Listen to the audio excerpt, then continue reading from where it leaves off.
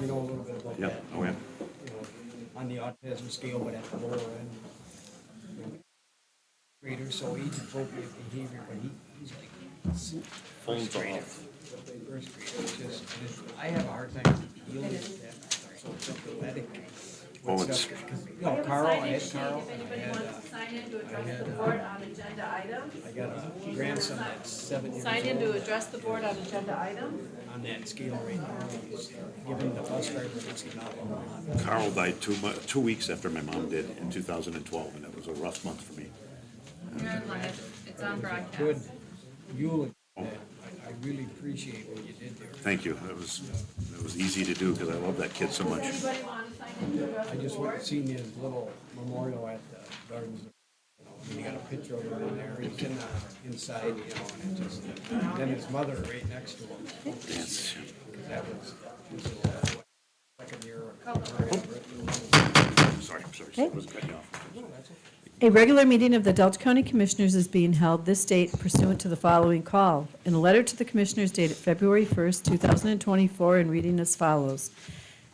The Honorable Members of the Delta County Board of Commissioners. Dear Commissioners, a regular meeting of the Delta County Board of Commissioners is scheduled for Tuesday, February 6, 2024 at 5 p.m. in the conference room of the Delta County Service Center. Sincerely yours, Nancy Presrocki, Delta County Clerk. Please rise for a word of prayer. Lord, as we begin this meeting, we are thankful for our many blessings. We ask for your guidance to help our commissioners make decisions in the best interest of the citizens of our county. And we pray for the safety of our military men and women. Amen.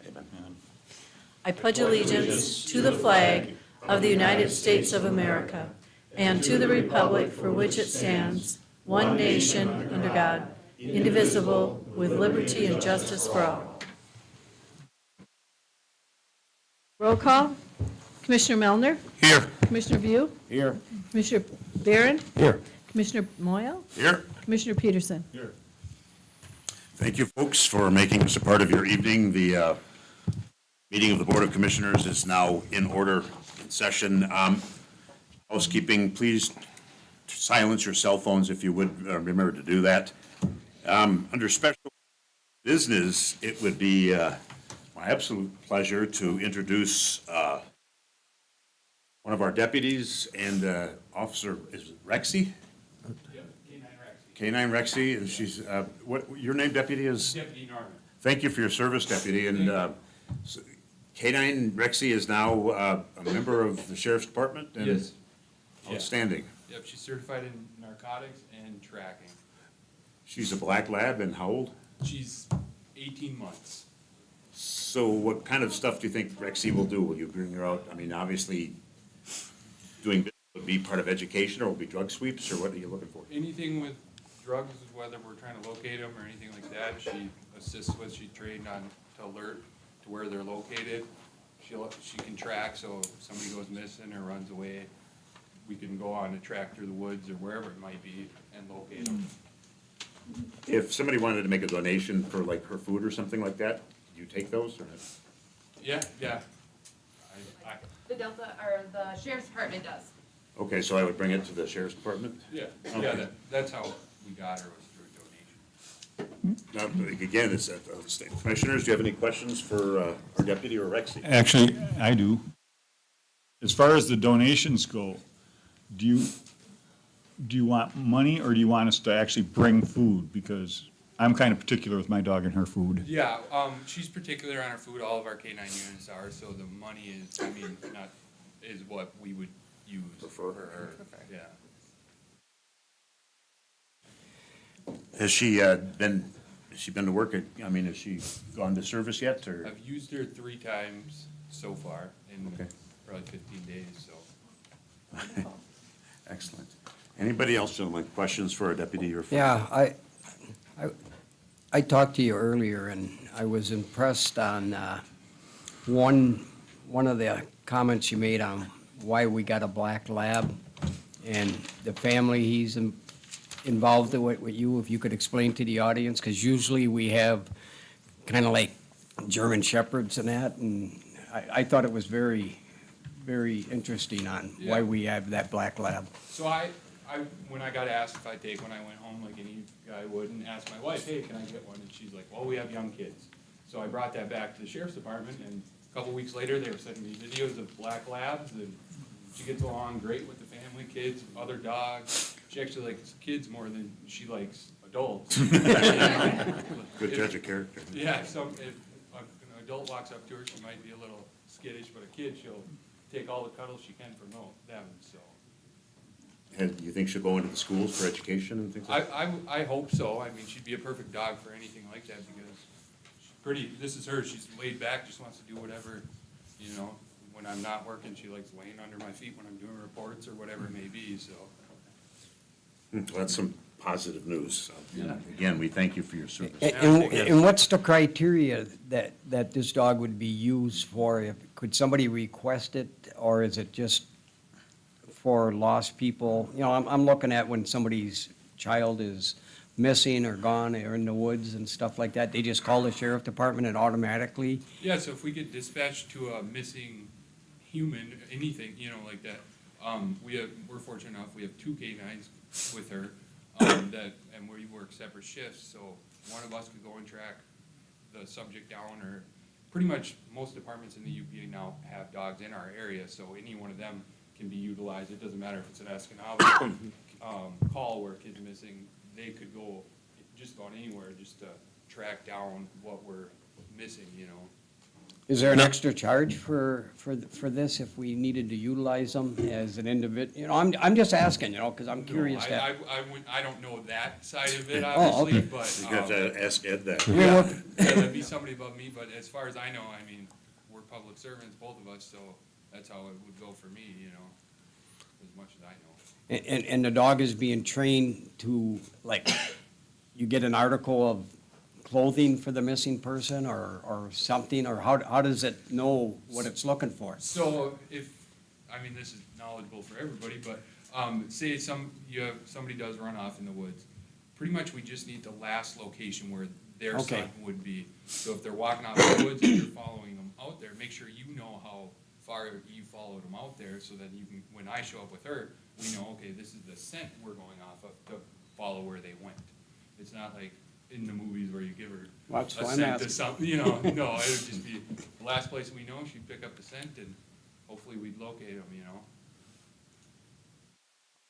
Well, we can't thank you again enough. I mean, seriously, it's an absolute privilege and pleasure. Yeah, thank you guys. Yep. Thanks, the community, everybody for giving me the opportunity to have this. Once again, monetary cash donations to the sheriff's department, and you can put it in Rexy's name. What kind of food does she eat? It's a Nutra high performance one from Mel's, I don't know. Okay, what, well. But exact. Well, then I could drop my dogs off, because that's the same stuff I use. Yeah. But thank you guys. Thank you, sir, for your service again. Thank you. Okay. Take care. Thank you, appreciate it. Thank you. Okay, Ashley, do we have anything else for the commissioners? Was there anything else in our workshop, informational workshop? Do you want to have, I have the parks here today, do you want him to Yes. come during a park update or park update? Well, we can talk to him now, Now? in case, Yeah, there's- let's get it over now. Okay, was Well, there we something can communi- fatalistic no, going on? No, we can communicate better that way. Yeah. It's a Steve, welcome. give and take. You can't compete with Rexy, but, I mean, welcome anyway. Good evening, Commissioners, Nancy, Ashley. For anybody in the public that don't know who I am, my name is Stephen Weary, and I've been the park manager for the last 13 years, working under the Conservation District. And now I'm starting January 1st, I'm working for the county. So I come here tonight before you with a project that I would really like to see done, if it can work out. And it would be at Fuller Park. And about a year ago, we found out that the day use area wasn't really, I guess, being used to the potential of what it was originally used for. But when I first came, there was really nobody using it, so we decided we'd put some camping spots in it and generate some more revenue. So what I'm introducing tonight is not something that I thought of since January 1st, but something that we've been working on pretty much all last year. And so I've got two handouts for you. There's a map. And just before the dump station, on the left-hand side, is where we would like to take and put a road. It wouldn't be a very long road. And then we'd like to put a parking lot in that would address approximately, probably 15 vehicles, 15 cars. And inside this area, we would like to build a pavilion. We're looking at probably it's going to be about 20 by 46. And on the one end, which would be a little closed in, there would be a 12 by 20, like a little kitchenette in there, because we do want to run water and electricity to this also. And then people could bring a crock pot, an Esco cooker, and then they could take and have, like it was a birthday party or just a reunion or just a get-together. Primarily what it's being introduced for is not 100% for the people camping there, but actually for the day use area for the public like we have at Pioneer Trail Park. So I don't have on here originally right now a playground, but I'd like to take and write some grants and see if we can't. Playground's very expensive. So we'd like to do a fundraiser, do some grants, but that's something I'd really like to do next year because that's going to be a lot bigger undertaking. But if we could possibly, through the course of this next year, and if you can kind of see the little icons that are on the paper here, that represents where the parking lot is, where vault toilet would be, and the pavilion, and then we'd put picnic tables there with some grills. We want to try to leave probably as much wooded area also, so when you come into the parking area, there might be a trail that would be through a wooded area to get to the pavilion and keep things as natural as we possibly can, but at the same time, we are going to have to clear out a portion of the area to make this all happen. This is something that, for a long time, that I've been looking for a place for a playground, and rather than taking a site out, which was originally thought on Lot 9, this is the perfect area to really do it after really taking and looking at the whole park. Now, Mary Lockhart, she's with the trust fund. She was actually on vacation here last July. She was about 2 hours away, but on her vacation actually came over to Fuller Park, looked at this area, and said what a wonderful place it would be to do it if we had the means to do it. So for me, I'm all about outdoor recreation for families. And I think that putting this into the park would be probably one of the last legs that this park really needs. I think the expansion of probably many to hardly any sites, there's just not the real estate there. And I also believe that you can overpack the park and then people lose the experience. And then also the service building, we would probably have to add more showers and toilets and sinks. So this is a part of the park that wouldn't be 100% exposed to the lake, which is a good thing. Because where the playground is right now, if you can call it a playground, it isn't much. The sand blows up and it kind of fills up to the bottom of the seats sometimes. We got to bring the tractor in, we got to move the sand back. And it's just not the most ideal place right in front of people camping on the water there with kids screaming, playing, having a good time. So this location would probably take in an acre, maybe an acre and a half tops. The reason for putting it where it's at, we don't really want to come directly into either side of the campgrounds, on the more modern side, the newer side, or the older side. So this would be for the day use people to come in, but also through a trail where the yellow line is, the people from both campground ends could actually utilize it also. Probably, we're in the process right now of building about 40 picnic tables that are needed in the parks itself, and we're probably looking at maybe adding at least 10 to 15 here. along with some cook grills. So if there's any questions that you have on the location or any questions at all, feel free to ask. What do you look, go ahead, Jim. please. Is this gonna be handicap for handicap people also? That's a Are you What- gonna have a couple of, picnic areas where they can take ADA wheelchairs and that? Well, what we can actually do, where the parking lot is, we've kind of laid it out. We'd like the pavilion closer to the river, so to speak, or the little river that comes out into the lake. The reason for it being is that's where all of our electricity is. So the closer we can put that pavilion, the cheaper it'll be to run wiring and power. And as far as answering your question on handicap, it's not gonna be paved, but the parking lot, we're probably gonna put maybe a limestone covering on it, which packs pretty hard. And then if there's a short trail that goes to the pavilion, we can actually put what they call pea gravel, and it packs hard, probably a little bit more, not as hard as concrete, but a harder surface. So I believe a wheelchair could get down there. The only way we could make it all handicap, we'd probably have to go to the trust fund, and it would cost a lot of money. But that being said, doesn't mean we can't ever add it in the future. But to get to some of these picnic tables and stuff there, I think it would be very accessible for anybody that is handicapped. What are you, go ahead, please.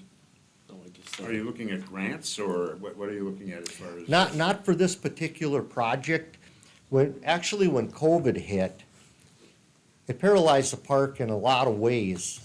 We actually kept our parks open, but they opened late. We still did pretty well financially, that we met our goal to pay our 18,000 back that we borrowed. But we weren't able to do a lot of major projects. And so the last couple of years, we've got some money that's kind of built up and carried over.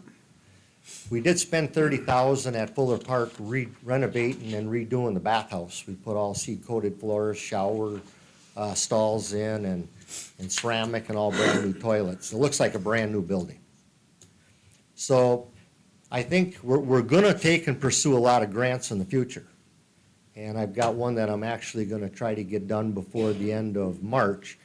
But for this project, we feel we have the money here to do this. And I've got quite a few things I'd like to introduce moving forward, but I don't want to take and introduce it all tonight. What kind of cost are you looking at on the pavilion? I'm looking at the total project here with the vault toilet, the pavilion, the wiring, running the water in, the parking lot, all of that, 75 grand. And the pavilion will actually be done in-house. So I was very lucky to be able to hire a very good assistant. And he's sitting right over here, Michael Scott Peppin. He's got, Bring him up, let us introduce him come to on up, us. Scott, and say hi. He's Come on up. kinda new, You want we'd to? like to see him. In fact, I'll let you finish. Welcome, Mike. Hi, how you doing? Good to have you, and thank you. Thanks for choosing Delta County to work in. Appreciate it. Well, I'll tell you, we're blessed to have him. Good. Yeah, Scott holds a builder's license. He's Okay. got a strong background in building. And he's been being shared a little bit between the parks right now and the service center. And they just put up them big buildings there, and he actually did all the OSB, and so he's really given them a big hand. And now we're doing 40 picnic tables, and we just got done completely remodeling the whole office. So stop in and see the new office. Okay, sounds good. With the So- two of you, once you start, how long do you think the project will take in its initial phase? As far as from start to finish, from the parking lot and all that stuff? Well, first of all, we've got a few permits that we want to take and get, and it'll start with that. And I see no problem with that happening. If the board decides it's a project that they want to do, we could actually start going in and clearing and at least getting the place bulldozed and a few trees taken out. We're gonna try to do as minimum trees out as we need to. But I think it's gonna basically be a summer project. Because the pavilion, once we start, probably around March, April 15, we're pretty much 100% dedicated to getting the parks ready. And then with just the two of us, our hands are tied pretty much till October. So October, we'd probably do the pavilion. So pavilion would be something we could rent out to organizations, or is it, how does that work? I think that eventually, in the near future, we're gonna probably have an advisory board. I'd like to introduce a 5-year park plan. I'd like them to do a park tour every year in September to see if the goals and objectives have been met. But with that, we would let them have some input on how all of that would kind of play out. So this initial phase, pretty much the whole thing except for the playground, is actually coming out of park money right now that we have saved and collected over the years. That's correct. Okay, so there will be no cost to the county per se. There will be no cost coming out of general fund. Yep. Okay. Nothing new, okay. I think the parks are pretty good shape financially. I look for a great year this year again. And, because right now, we're in the middle of what used to be the rustic camping at Pioneer. We've got all of the wire ran, the water will be put in the spring, and all 5 cabins will have power to them. And so we're gonna be able to raise the rates from 15 to 35 on them 20 sites. And I believe they're really gonna be nice, big sites. I think they're gonna be pretty well booked. So I look for a very good financial year, so I'm hoping to have some carryover money next year also. Steve, when are you planning on opening the parks? The parks will be open May 10, and online reservations will be ready to go at 8 o'clock Monday morning, the 19th of February. It's probably the soonest we've taken reservations. Every year following this year, reservations will be available by December 1st. The county can start making money, people can let their employers know when they need time off, and I want part of their business. Yeah. Did you have the Halloween this year? Yes, we did. Okay. We had 250 kids. It's a big thing to put on. A lot of times it's tough to get the amount of money we need, but every kid got a prize this year, the last 2 years. Well, it was surprising because I didn't get hit up on it. Yes, you did. Yeah, you did, because you were on the donor board, because Oh. it carried over from last year, Okay, all right? So you did, and I do Okay. appreciate it. I wouldn't have told them. Gentlemen, anything Mr. else? Chair, I have just curiosity, where is M35 on this map? M35 would be, it would be opposing the lake. Would it be running this way? It'll run north and south. it runs like this. Runs parallel to the lake. Okay, and how far away is that off the highway into here? I would say I'm it's- not familiar with it, so I'm just trying to get some. Got to get you out there. It's probably about a half a mile. Okay. I would say a third to a half a mile off the road. And then how do we assess the daily use of that to make sure it's not being abused? What we're gonna do, I'm just asking, you know. That's a good question. What we're gonna do is we're gonna put a gate at the entrance of the driveway, and at 10 o'clock, it's gonna be locked. So there's not gonna be people that's gonna come into a middle area that's not within the campground and party all night Yeah, and, right. So- You disturb the other campers or, yes. yes, okay. And there, on the panel box, primarily the electric will be turned off. But if somebody wants to use it for whatever, and they let us know, we're gonna have a host camper out there again this year, they can go and turn it on for them and make that available.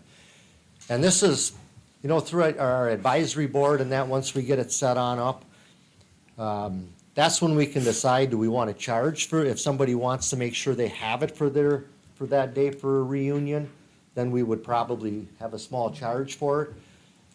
But my goal is for outdoor recreation for families. We have turned Fuller and Pioneer into family campgrounds, and that's the way we want to keep them.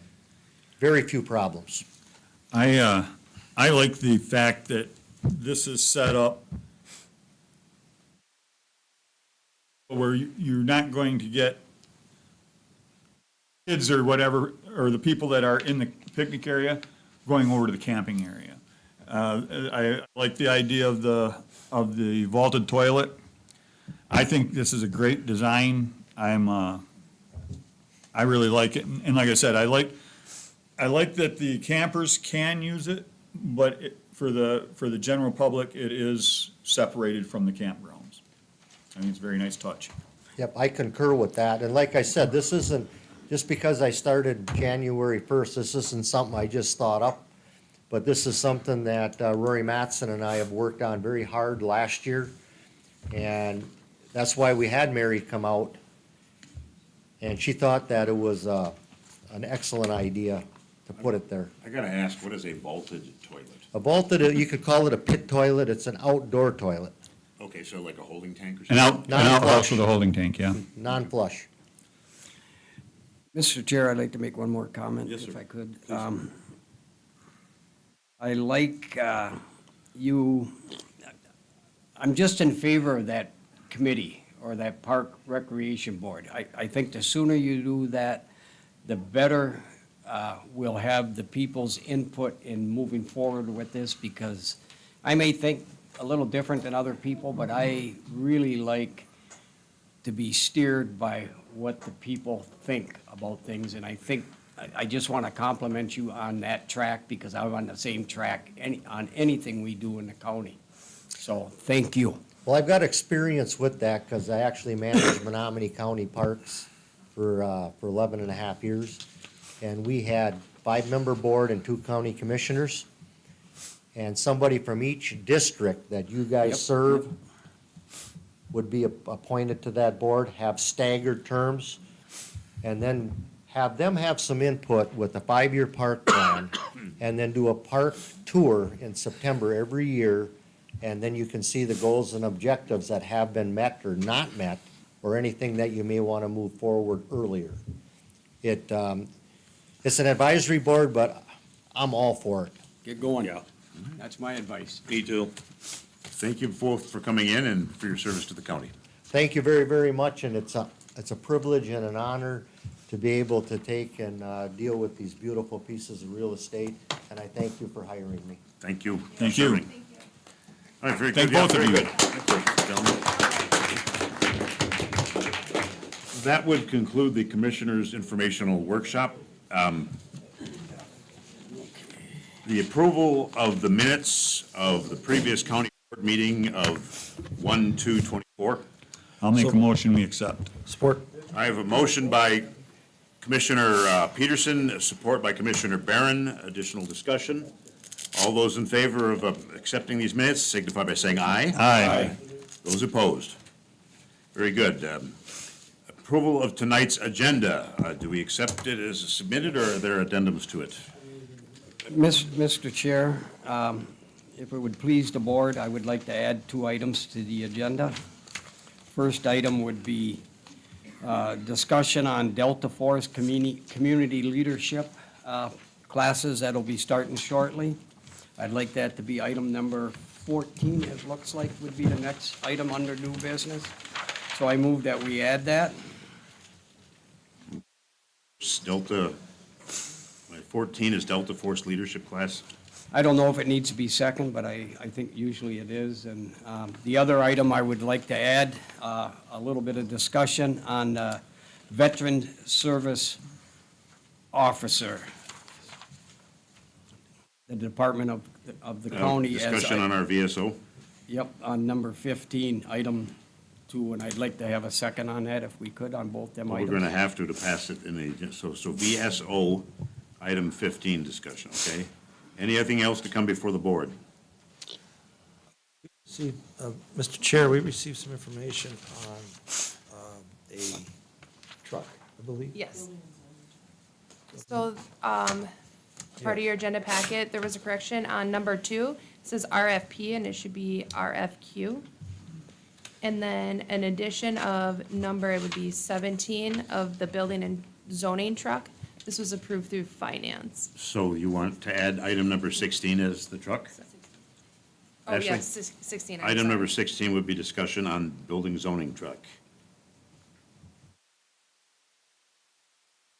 Okay, Ashley, are you making that motion? No, I'm She just can't. requesting Oh, it. is Bob, I'm Mr. just Commissioner requesting. Barron? No, we're adding. we're this. still adding right We now. still We have to haven't make got a to Oh, that okay, point, but, okay. all right, is there any other additions to tonight's agenda? All right, we have a motion by Commissioner View to add items 14 and 15. And Commissioner Barron, if you would take responsibility.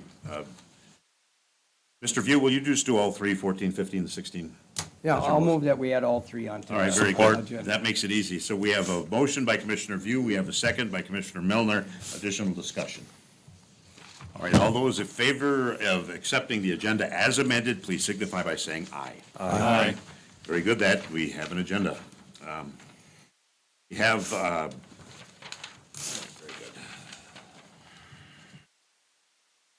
Okay, we have the presentation of written communications, communications received, communications forwarded. Ashley? Yes, they're in your agenda packets. All right, very good. Motion to accept those? So moved. We have a motion by Commissioner Barron, supported by Commissioner Peterson. Additional discussion, please. All those in favor? Well, was there something in there that was recently, or was it for the last meeting on some type of dispute with the city of Escanaba and our what's the committee, the Building and Zoning Committee? The Planning Commission. Planning Commission. I mean, is that something that's just handled internally and that's all taken care of? Is Because, that a part of communications in this? yeah, Yes. that was in there. Yes, I mean- so that was addressed to the Planning Commission. So, And I don't believe they have met yet to address that. okay, and are you gonna represent the county and our stance on that? I mean, I read the whole thing and I was gonna call the guy, but I thought I better stay out of that activity until. I will attend the Planning Commission meeting. Okay. But I mean, are as we for supposed to sta- take a stance on Right what now, that we're is? accepting We're the CC'd communications. on the- So we're deviating. Right now, we're simply accepting the communications. I understand that, but I think we need to know We do, what's but in the it's gotta be done at communication. a proper time. I'm trying to just. Okay, I guess I'm not trying to shut you down, I'm just trying to redirect. We're just accepting communications right now, and then, additional discussion on communications received and forwarded. Mr. Chair, no disrespect, but if None we taken. don't do something on an issue that is in the communication, it's gone and lost forever. I'm just letting you know that because I've read a lot of the communications that came up and they're just filed forever. And nobody knows about them and nobody wants to I- pursue some of the things that are in there that we're supposed to be I aware would of. trust our administrator to, she's Well, I aware do of it. too, but I, Right, I read the letter. We're just CC'd in that letter. It is to the Planning Commission. okay, well, thank you. All right, Very good. appreciate it. All those in favor of accepting these communications indicate by saying aye. Aye. They are accepted. All right, so we have reports of standing statutory and special committees as well as others. Yeah, Yes. very good. Oh, you want me to? Yep, yep. What do we have? What committees? Okay, the Airport Advisory Committee, we would need a motion to file those minutes. So moved. Moved by Commissioner View. Support. Supported by Commissioner Barron. Additional discussion. All those in favor indicate by saying aye. Aye. Opposed? Those minutes are filed. Okay. Any other minutes, or is that it? No. We just Okay. had- It was just several months of the airport advisory. We have no one currently signed up for comment on agenda items. If you would like to discuss, or not discuss, I'm sorry, but comment on agenda items with the board, even though you didn't sign up, that's fine. Anybody interested? Going once? Comment on agenda items? Thank you.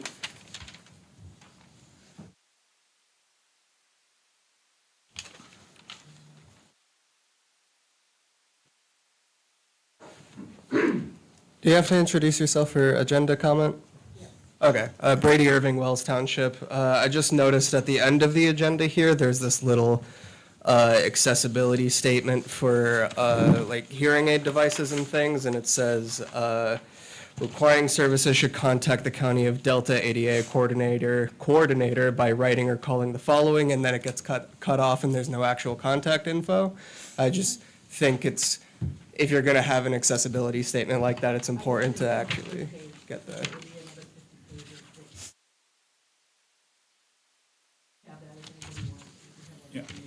Gotcha.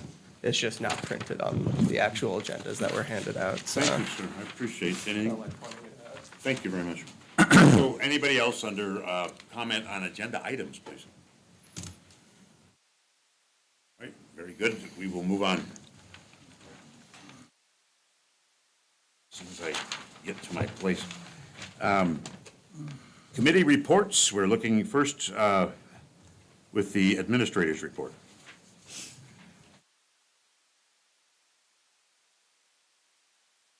First off, I'd like to start off with the Delta County Parks and Forests. I met with our park manager, Mr. Stephen Weary, maintenance director Corey Schrader, and Commissioner Peterson to discuss the plans and strategies for the parks under the management of Delta County. We discussed technology. Delta County purchased 2 computers back in August of '23 to bring the parks technology up to date. Our IT director, Brandon Cavillion, has set up the firewall and VPN to the county. The network lines have been run and connected to both those computers. A 3rd computer is being ordered for the front office. We have ordered also a Cooper office equipment for a copy machine for the parks. Mr. Cavillion is working on transferring the parks domain name to the county. We currently have the department tab on the county website set up and a hyperlink that has been installed for the online reservations on CampSpot. As Mr. Weary had stated earlier, February 19th, reservations will be online to make at CampSpot. Mr. Cavillion has also been available to assist the Conservation District in recovering park, forest, and fair digital documents stored on the Conservation District park computers. And then we are also adding security cameras to the main office location. As Mr. Weary stated earlier, updates have been made to the main office. During the off-season, Mr. Weary began to update the main office. Since the Conservation District belongings had been removed, the walls needed to be filled and a fresh new coat of paint. Also, it was brought up that the entryway did not have a light and networking cables needed to be run. It was decided to drop the ceiling in the lobby to accommodate additional lighting and running of those cables. The carpeting of the office has been updated with traffic-friendly flooring. Entry into the main office has also been updated to include a 36-inch door and a ramp to be usable by individuals with disabilities. The main office, the lobby of the main office is planned to have tables and chairs available for campers to utilize as an internet cafe during office hours. We also have updated our seasonal agreements. Mr. Weir and I decided to actually keep the same ones, as it was for the Conservation District. I did have these reviewed by our legal counsel, and he has the current copy, so this will be given out to all the seasonals. Projects. Besides the update to the main office, Pioneer Trail Park is undergoing the electric and water update to rustic sites and electric to the cabins. This update resulted in more picnic tables to be made during the off-season. We also had a brainstorming session on projects which may be on the table in the future, and one of them was actually discussed here tonight. Delta County FOIA. I do want to address that I misspoke when I said a couple years ago during the administrative office FOIA requests were just over 50. It was a few years ago, and now actually 4 years ago because we're in 2024, when numbers were at 65. As you can see in my administrator's report, requests have increased since 2015. In 2015, there was a total of 36 FOIAs requested with the administration office. 20 of those were requested of just police reports, which are specific dates, 15-minute turnaround. So as you can see, that the increase since then was 289% since 2020. From 2015 to 2021, the average percentages of requests pertaining to specific reports was 50%. This percentage has dropped in 22 and 23 to 32% and 13% respectively. The number of and content of these FOIA requests are increasing, which is increasing the personnel costs of fulfilling these requests. I am here to mitigate unreasonable high costs produced by the FOIA to Delta County. What does unreasonable high cost mean? According to the Attorney General's office, the phrase unreasonably high costs as used in Section 4.3 of the Freedom of Information Act prohibits a public from charging a fee for the cost of search examination, review, and deletion and separation of exempt from non-exempt information unless the cost incurred by a public body for those activities in particular instance would be excessive and beyond the normal or usual amount for those services. Therefore, there isn't a flat fee associated with these FOIA requests. However, if the FOIA request results in excessive and beyond normal or unusual services, then there will be a fee associated with the request. Next, we have an update on this courthouse security. As of January 1, we have Sergeant Grollo being assigned as the lead courthouse security officer. We're very appreciative of the sheriff assigning a lead security officer to the courthouse. The Risk Avoidance Programs grant through MIRMA has been applied and awarded for the body scanner, package scanner, and the courtroom front entrance remodel.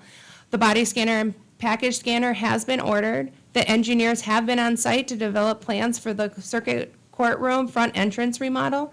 Sergeant Grollo will be coordinating with the assistance from other departments the remaining of the security updates approved by the commissioners. Sergeant Grollo has also scheduled training and drills to be conducted on March 1st. Therefore, the courthouse will be closed to the public March 1st of 2024 at noon until the remainder of the day. Material management plans. Back in December of 22, amendments were made to Part 115 of the Natural Resource and Environment Protection Act related to solid waste disposal, recycling, and composting. The goal of these amendments is to reduce the amount of solid water that enters landfills and increasing the capture of recycling and reusable materials for the secondary market. These laws went into effect on March 29th of 2023 and will result in the new materials management plan from each county. Eagle has partnered with QBAD to engage stakeholders in materials management issues and prepare them to implement initial steps ahead of the call for plans. In May of 2023, QPAD organized an engagement event inviting county officials, interested parties, and solid waste recycling stakeholders to review and discuss materials management and what Delta County identified as priorities for future planning, which I believe Commissioner View, you were there with me. We attended that meeting. The consensus of this meeting was for Delta County to sign an interlocal agreement to create a joint materials management plan and a single materials management planning committee. Each county will appoint members meeting with the requirements of the law and provisions of the interlocal agreement. The call for plans has been initiated by Eagle, which means Delta County has 180 days, July 6th of 2024, to send the notice of intent. I received a letter from QPAD requesting information of the county's decision to engage in this multi-county planning with QPAD and other counties of the Central Upper Peninsula. I will be sending an affirmation letter to QPAD. This is a non-binding letter, and the Board of Commissioners will have to decide regarding QPAD's proposition. Delta County's options are the county can waive the materials management plan. This leaves it up to local municipalities to file a notice of intent. If those local municipalities do not, then it goes to the regional planning agency, QPAD. If QPAD does not file, then Eagle will take over. Eagle is then authorized to create a plan on the county's behalf, setting the benchmarks, goals, and assurances as it determined rates. Haulers and facilities will be forced to meet Eagle standards. Delta County will not be eligible for planning and implementation grants or recycling infrastructure and education grants. Our second option is to create our own materials management plan. And our third option is to join this multi-county planning with QPAD. Finally, the opioid settlement opportunity for Upper Peninsula counties. On February 2nd, I met with the Houghton County Administrator and discussed an establishment of a drug treatment and mental health inpatient, outpatient crisis stabilization unit center in the Upper Peninsula. This group is requesting 50% of the opioid settlement from each county. One of the goals of this group is to retain a portion of the state settlement funds to assist in this idea. This is an idea that has been supported by all counties in the Upper Peninsula, and the question presented to me was, would our county consider joining an effort to establish an Upper Peninsula drug treatment and mental health crisis stabilization unit center with a commitment from your opioid settlement funds? And that is all I have. Thank you. I would need a motion to put this on file. Support. I have a motion from Commissioner View, support from Commissioner Barron. Additional discussion, please. Great would- job, Ashley. Yeah, very nice, very Very, thorough. very, very thorough and covers a lot of stuff. Thank you. Thank you. All those, I would, Mr. Peterson, I'm sorry. yeah, I would like to speak to this opioid settlement. The administrator for Houghton County got a hold of me a couple weeks ago, and I passed that on to go to Commissioner Barron and Commissioner View, because they're on the opioid task force. I believe that this is something that's been needed since about 15 minutes after they closed down Newberry. They are asking for us to share our opioid settlement. One of the things that the gentleman from Houghton brought up, and I had talked to the sheriff about this a long time ago, before this was ever mentioned, was that right now, we're spending thousands upon thousands of dollars having the sheriff's department transport these people downstate and into other states. So, we discussed this at the UPCAP meeting here just this last week. And my thoughts is not only do we have the opioid settlement money, but in the money that we're going to save in transportation would be a constant source of rejuvenating that income. And I think that myself, in looking at everything, once the proposal comes out, it might need some tweaks, but I think it's a very important, very good thing for our county and the Upper Peninsula as a whole, because every county right now, I know the gentleman from Houghton County said it costs him $3,000 every time he has to transport somebody downstate. That's 2 deputies and a car and an overnight stay. If we can, and it doesn't matter where we put this in the Upper Peninsula, whether it's in Delta County, which would be great, but there are other counties out there, and maybe some of them already have facilities started that we could, or available that we could use. But the cost savings and the help to our opioid people and just our mental health people that need mental health help, there will be beds here for them right in the Upper Peninsula. They can stay by their families, and the transport costs would be little or nothing. So that's just what I've run across with it in my dealings with it so far. And I personally really like the idea. Thank you. Thank you, Mr. Peterson. All right, all those in favor of putting this on file signify by saying aye. Aye. Aye. Opposed? All right, we need a Finance Committee report that was held on 1/25/24. Well, the Finance Committee met, I would make a motion to place the minutes on file, and the items will be further in our agenda. All right, very good. We have a motion by Commissioner Barron. Support. Supported by Commissioner Peterson. Additional discussion. All those in favor of putting this on file signify by saying aye. Aye. Opposed? Personnel Committee meeting of 1/30/24. Yeah, we had a meeting, and we discussed 2 items. One was civil clerk. The sheriff wanted 2 jobs put into one, and we made that motion to do that. And the other one was, we talked about mechanical and plumber inspector, and we're going to be talking about that again here very shortly. Would you move to accept? I will move to accept. Okay, we have a motion by Commissioner Melner to accept these minutes. Support. Supported by Commissioner Barron. Additional discussion. All those in favor signify by saying aye. Aye. All right, very good. That would pass. Any department heads wish to update?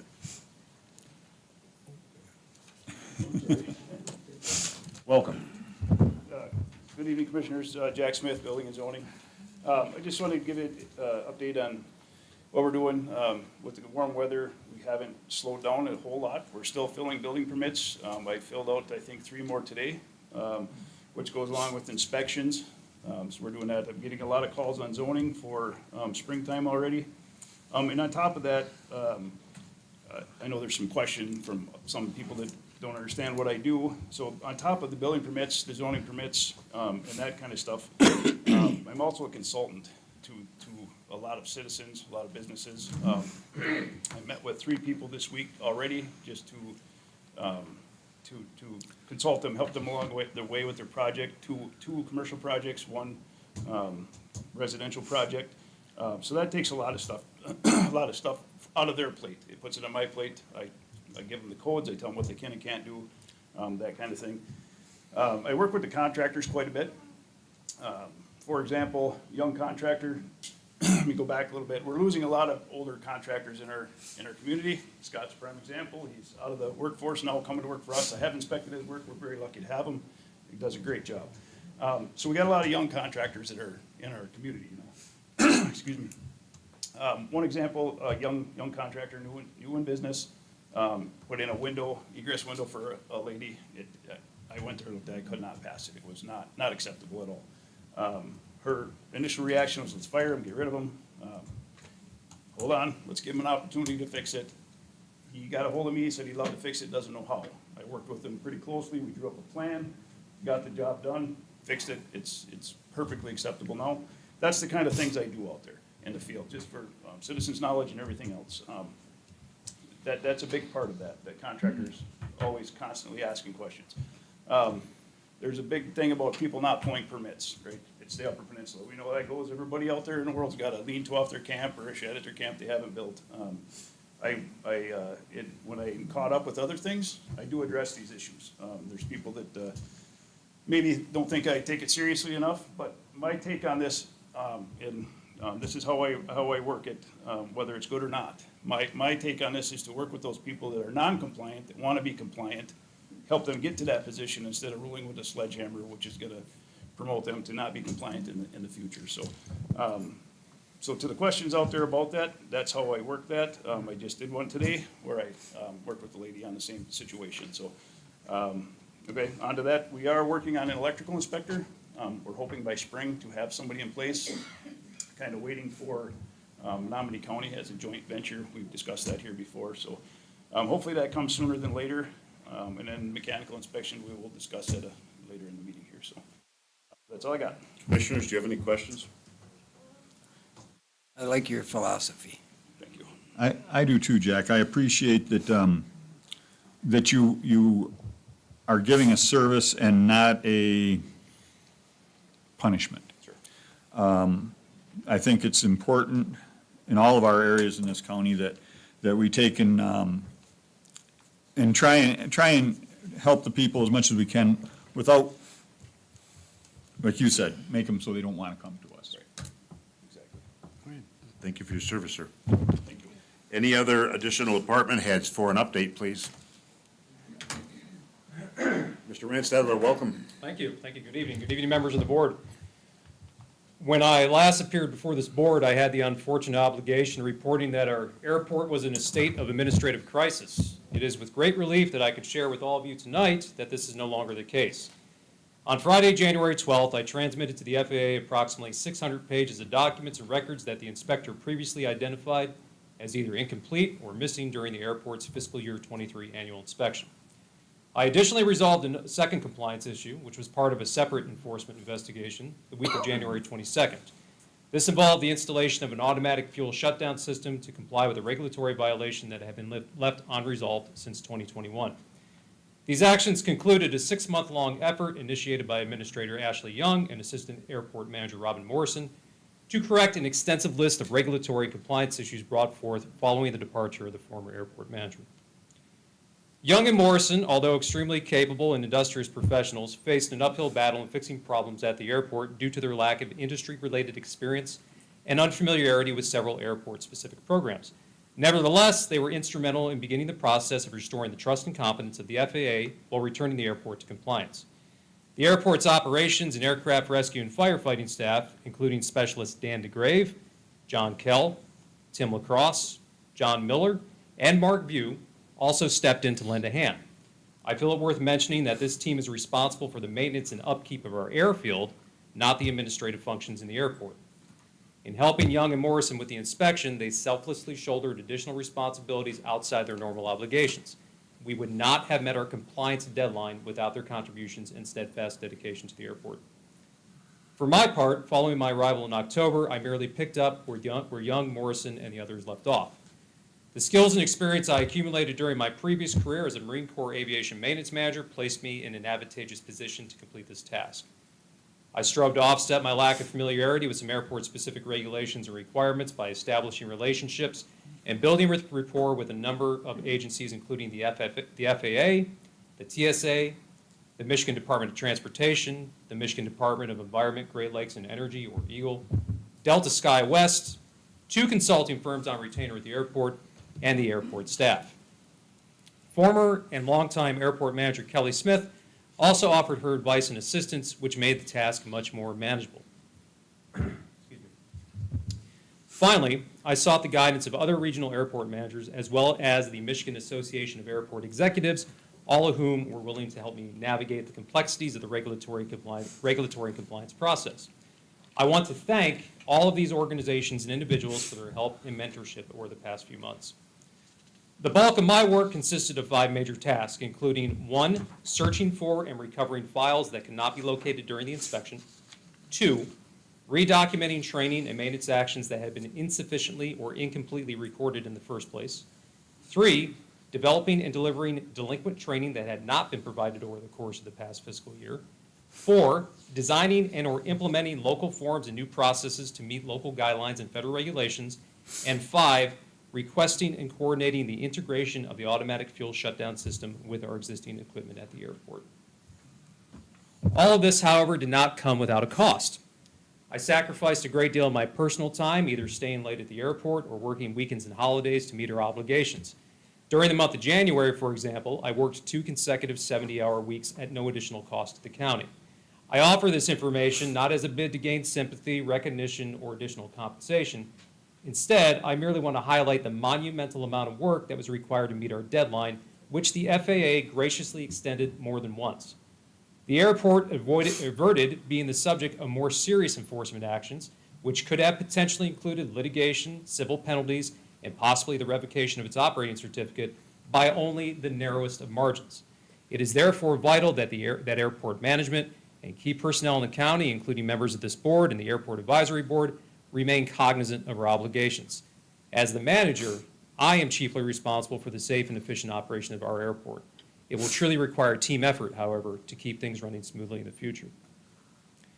Although many problems are now behind us, there is still a great deal of work to be done. For the last 6 months, we have focused almost exclusively on meeting federal compliance deadlines.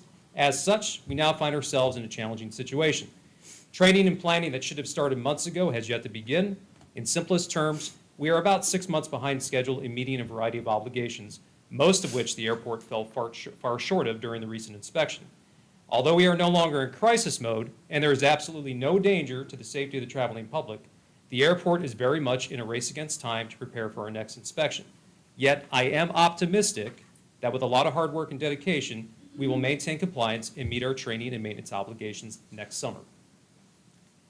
Beyond the matters of achieving and maintaining compliance, Assistant Manager Morrison and I are now addressing other pressing matters, including several issues identified in the management report that I delivered to the board back in December. Chief among my concerns are several financial irregularities and bookkeeping issues, including previously cited problems with the airport's PFC account, which appear to stretch back for months and, in some cases, even years. Fortunately, we have already taken steps towards resolving these issues at the county level with the assistance and oversight of both the administrator and the treasurer. I would also like to take this opportunity to correct the record regarding the use, upkeep, and current status of the PFC account. In one instance, the account being placed in a non-collection status had been tied to a comment that I made months ago about the former airport manager not having updated an application. In another instance, a separate comment that I made at an airport advisory board meeting was taken out of context and interpreted by some to mean that I was attempting to attach blame for the current condition of the PFC account to a single office or individual. I want to make it perfectly clear, however, that the PFC account being placed in a non-collection status for the past few years, in my opinion, was never the result of a single point failure, but instead indicative of a broader lack of communication and understanding between several departments, companies, and organizations, both internal and external to the county. Treasurer Godfrey's contributions in identifying and correcting issues with several processes related to the PFC program have proven invaluable in getting all of us back on the right path. With the aid of Administrator Young, I plan to host a meeting in the very near future with several stakeholders concerning the county's PFC account use policy. Promulgating the information and guidance contained within this directive should go far in alleviating future problems. I anticipate the PFC account being returned to a collection status within the next 60 days. Two additional concerns at the top of my priority list for the airport include replacing aging equipment and resolving staffing issues. As I mentioned in my management report, our fuel truck is in bad shape. It is approximately 3 decades old and in constant need of repair, an observation that a third-party subject matter expert recently echoed during the airport's annual fuel audit. To make things perfectly clear, this nearly 30-year-old vehicle is the sole means by which our airport has to fuel commercial aircraft. If it fails to start or operate properly in the future, the likelihood of which happening grows with each passing day, we have no plan B. The airport would simply be without the ability to fuel passenger jets until the truck would be either repaired or replaced, both of which would take a significant amount of time, money, and resources. The potential that this situation presents for a possible interruption in our scheduled air carrier services is unacceptable. We are additionally lacking specialized groundskeeping equipment to efficiently cut back brush from certain areas around the airport, including having to deal with a tractor that is nearly beyond its service life. Although it is true that the airport receives millions of dollars in federal grants, use of these monies is restricted and unfortunately cannot solve all our problems. We will therefore need to secure alternate sources of funding as quickly as possible. Grants, unfortunately, also cannot solve our staffing issues, which is another of my main concerns. Our airport is unique in that it is only 3 within the entire Great Lakes region, one of only 3, where the operations and maintenance staff, and our aircraft rescue and firefighting team, and our fuel handling and servicing activity are all one and the same. We essentially rely upon 5 highly trained men, each of whom practically fill 3 full-time positions, to maintain and operate our airport night and day, 7 days per week. Thus, if just one of these staff members falls ill or misses work, it's akin to losing 3 employees at once. Unfortunately, these specialists are paid significantly less than their regional peers. Moreover, some of them are forced to work in isolation during early morning and late night hours or on the weekends. If one of them were to have an accident or become incapacitated while on the job, they would potentially be without help or immediate assistance for hours. From a safety standpoint, this is completely unacceptable. From an operational standpoint, this scenario opens the airport to the possibility of not being able to meet its daily commitments, including keeping our runways open, providing emergency services, and dispensing fuel. The only solution to this problem is hiring more qualified personnel. Moreover, some of these men will be eligible for retirement in the near future, which presents a host of challenges. For example, who is going to replace them? What incentives are we offering them to train their replacements? How are we going to attract experienced candidates to eventually fill their shoes? These are problems that eclipse cost-benefit analyses, and we must immediately address this problem or face the consequences of our inaction. As a county and a community, we must also consider our long-term goals and objectives for the airport. To better meet future commercial air carrier requirements, for example, we will need to upgrade the overall security posture of the airport. Ultimately, doing so will afford us more latitude and flexibility in working with our air carrier, which in turn will provide us with greater scheduling and ticket pricing options. Initially, however, this will require a significant investment of time and resources, mostly involving the upgrading of facilities or the introduction of new administrative programs at the airport, which could possibly include the need for expensive equipment and additional staff. We must also be cognizant of our general aviation community that, although not as visible to the public as our commercial air carrier service, is critical to the local and regional health of our airport. In a recent meeting with our private pilots and flying clubs, some of whom have resided at the airport for decades, I was disheartened to discover how many great programs and ideas have fallen to the wayside over the years. Our airport, for instance, used to host community events that would draw people from the local area and surrounding region for days at a time. Moreover, vital aviation and aeronautical businesses, such as commercial repair activities, used to operate at the airport. With these issues in mind, I have already started the process of soliciting ideas from our general aviation tenants that the Airport Advisory Board, Assistant Manager Morrison, and I plan to incorporate into an overall strategic vision for the future. Although this will take a significant amount of time, energy, and material investment, the results bear enormous potential to contribute to the future success and overall economic health of Delta County. With all the major challenges ahead addressed, I feel it important to conclude this update by mentioning some of the more positive developments at the airport. The meeting with our general aviation tenants was a monumental occasion, which I think will help in paving a new path forward. Also, federal and state grant dollars continue to flow into the airport uninterrupted. In recent years, these funds have helped with the rehabilitation of our runways and taxiways, including maintaining pavement standards, upgrading the lighting system, and the installation of a backup generator. Thanks to federal grants, the airport also has at its disposal a state-of-the-art firefighting vehicle that is more than capable of meeting a variety of emergency situations in the unlikely event that any were to arise on the airfield.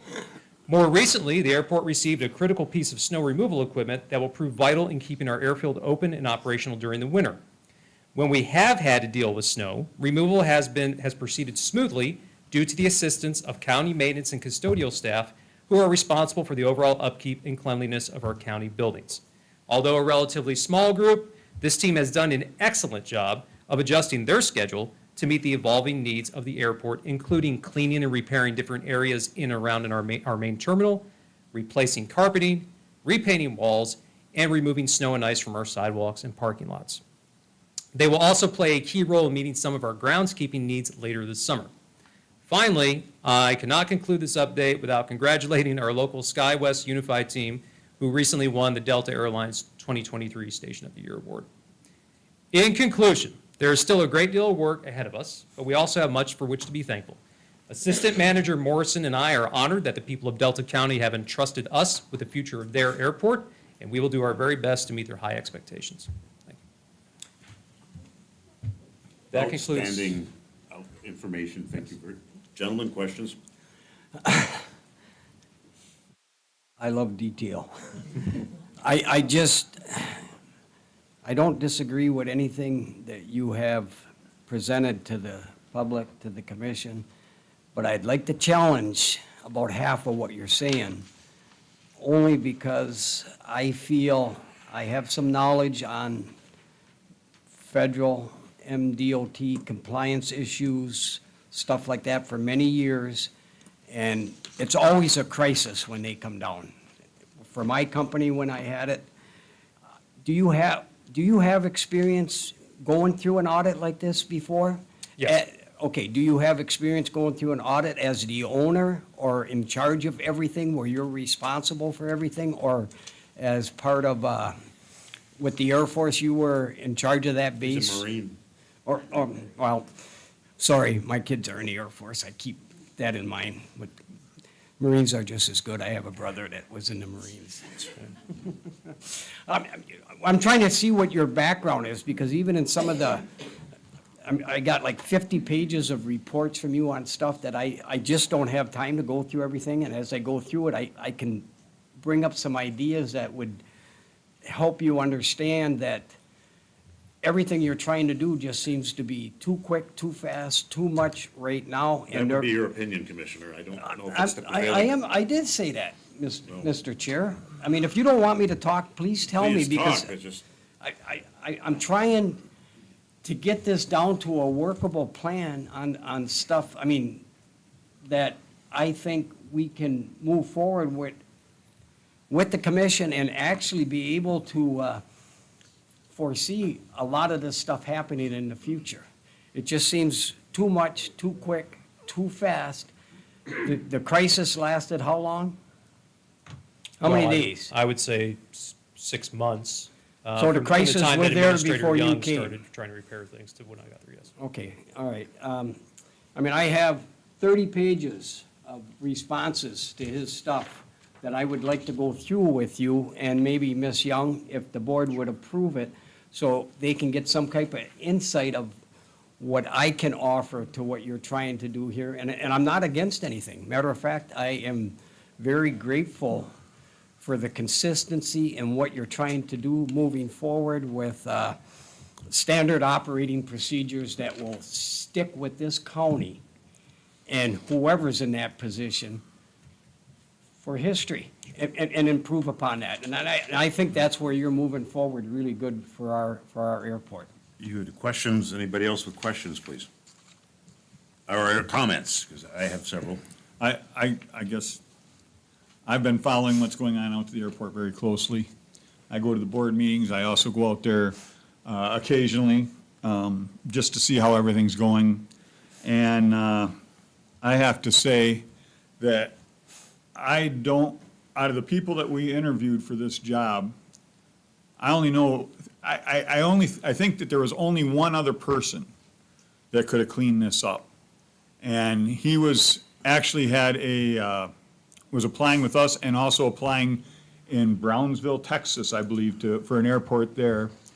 And he would come in for less than $200,000 a year, so we could not afford him. The other applicants, I'm not sure whether they could have handled this. And I have to give my kudos to Mr. Ranstadler and Ms. Morrison. Every time I've gone out there, they've been busy, they've been helpful, and I just think that we got one heck of a great team. Put that together with Ms. Young, and we've got an unstoppable force here. Thank you. Commissioners, anybody else?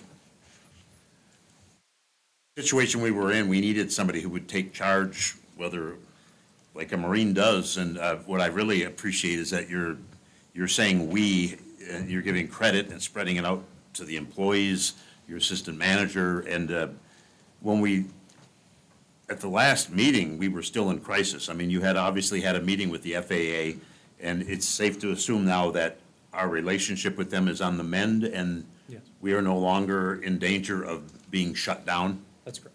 And I believe that is largely to do because of your leadership and actions. And on behalf of the citizens of this county, thank you very much for your service. Thank you.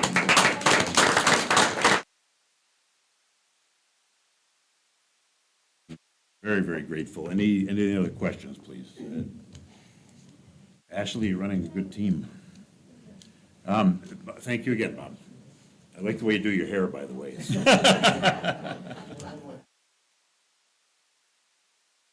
All right, so we have any other department head updates?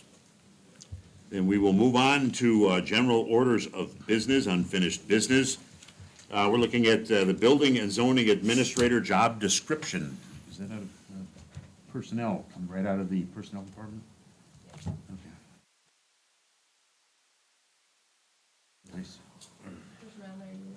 Do you want it, John? Go ahead. Okay. Sometimes you introduce personnel subjects, so I didn't want to interrupt. Presented to you is an updated job description for our building and zoning administrator. This includes the inclusion of the soil erosion and sedimentation control program duties and responsibilities. So we would need a motion to accept this, or, commissioners? So moved. Okay, moved by Commissioner View, Support. supported by Commissioner Mellor. Now we have time for additional discussion. This also came through the Finance Committee meeting. Well, we've worked on this a few times. It's been delayed a little bit. Right. That's why it's under old business. Jack Smith, our building and zoning administrator, is going to be in need of taking some training for the soil and erosion. And this will be addressed further in the, under new business here about a contractual agreement or putting out an RFQ, I believe it is, for an individual to help him in the transition.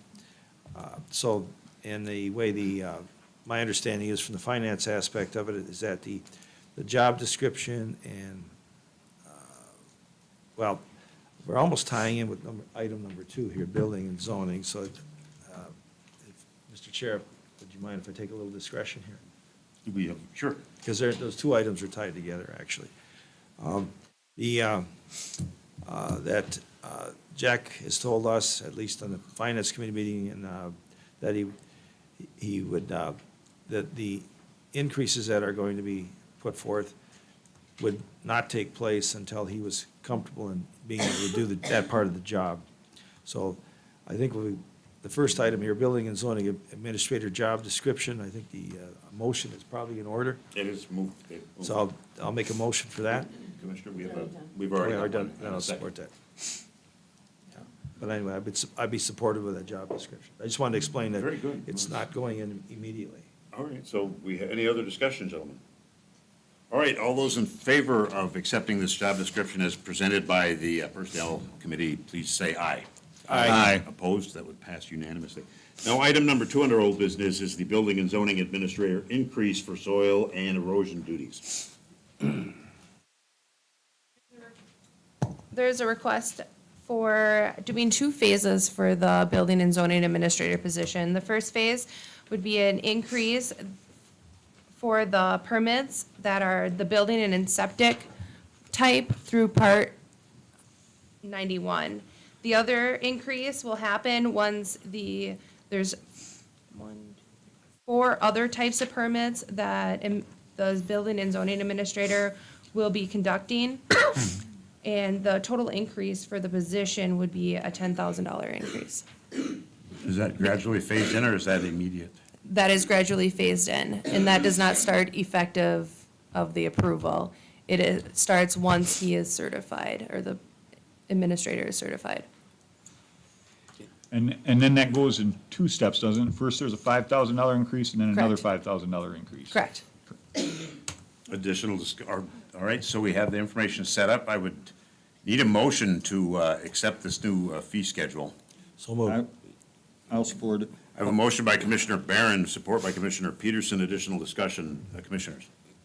Mr. Chair, Yes, sir. this fee schedule is to the public. I don't have a copy of the fee schedule.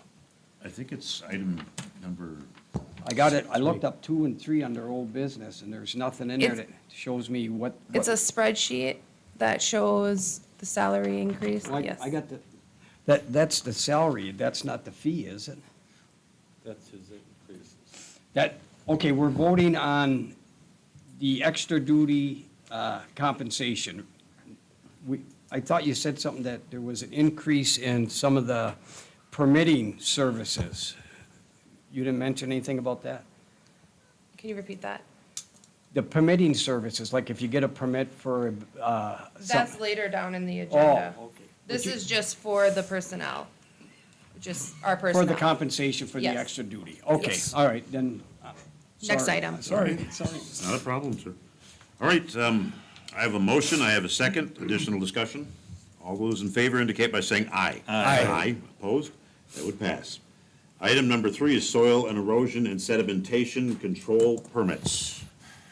That would be item business as well, our old business, pardon me. Yes. Sorry. Presented before you are the permits, policy, and fee schedules. These fees have stayed the same as when the Conservation District was the county enforcing agent, except for the application fee and the Board of Appeals fee, which is added to all types of permits that run through the Building and Zoning Department. Or permit applications, I should say, sorry. Commissioners? Okay, well, we have to make a motion first. I'll make a motion that we accept the soil and erosion sediment control permits. All right, I have a motion by Commissioner Peterson, Support. supported by Commissioner Barron. Additional discussion, please. None? All those? No, Oh, all Miss- right. Miss- Usually you're quicker on the well- ball than that. No, I just wanted to put on the table first before I brought up my issues. The application fee non-refundable is highlighted, so that's going up from what to that $100? Is that how I'm supposed to read it? Ashley? Yes, so there was not an application fee prior. So now there is an application, and why are we doing that? Just to make it consistent throughout all of our building and Wait, zoning. you got 14 pages. But we have these other fees underneath there, but that was for water, Last land page. clearing, and commercial stuff. The application fee would coincide with all the other fees that are on here that they needed Correct. to apply for. Keep going. Okay, then, There it Board is. of Appeal fee. Yes. What was that before? Because now it's listed as 400. I do not believe I know what, if they had a fee for an appeal. So they didn't have a Board of Appeal fee either, correct? Maybe. Who come up with the price of 400? That's how. It's consistent with the building and zoning. Okay. What do you mean, building and zoning what? It's If we didn't have it their, before. building permits, appeals, plumbing and mechanical appeals, zoning appeals. It's the Board of, Appeals, Is that a Fee. county board? yes. And it's something we never paid for before, and now we're gonna ask people to We pay for don't an know appeal? that. If I may, We don't know that. can I Well, I'm step in? just asking. Yeah, go ahead, Bob. Never had soil and erosion before in the county. So this 400 would be the same as if somebody wanted to appeal a building permit. Maybe it was denied, they want to appeal it. This would coincide with that. And these numbers, like I said, we're just taking over the soil and erosion, so we had to implement these. Well, the appellate fee is 400 for other, like for building and zoning, isn't it? Right, yes. Okay, yeah, so that's concurrent with, all right. That makes a good point, thank you. So the fact that we've never had soil and erosion before, what they did is, in the event that there is an appeal, it would be treated the same way as it would be under the planning and, or building and zoning. It makes sense. I think we haven't had it for Yeah, we haven't 13 had it for a years. long We time. had it before then. Correction there, it was part of the county, at least pre-2000, I think 2010. Did Yeah. It was in the planning and zoning. Whoever did the department. When Conservation District took It over Took over it. 12 years ago, 13 years Yeah, ago. I'm not exactly. But we did it before then. Well, correct me if I'm wrong, did the Conservation District have a fee for these then, if they were appealed?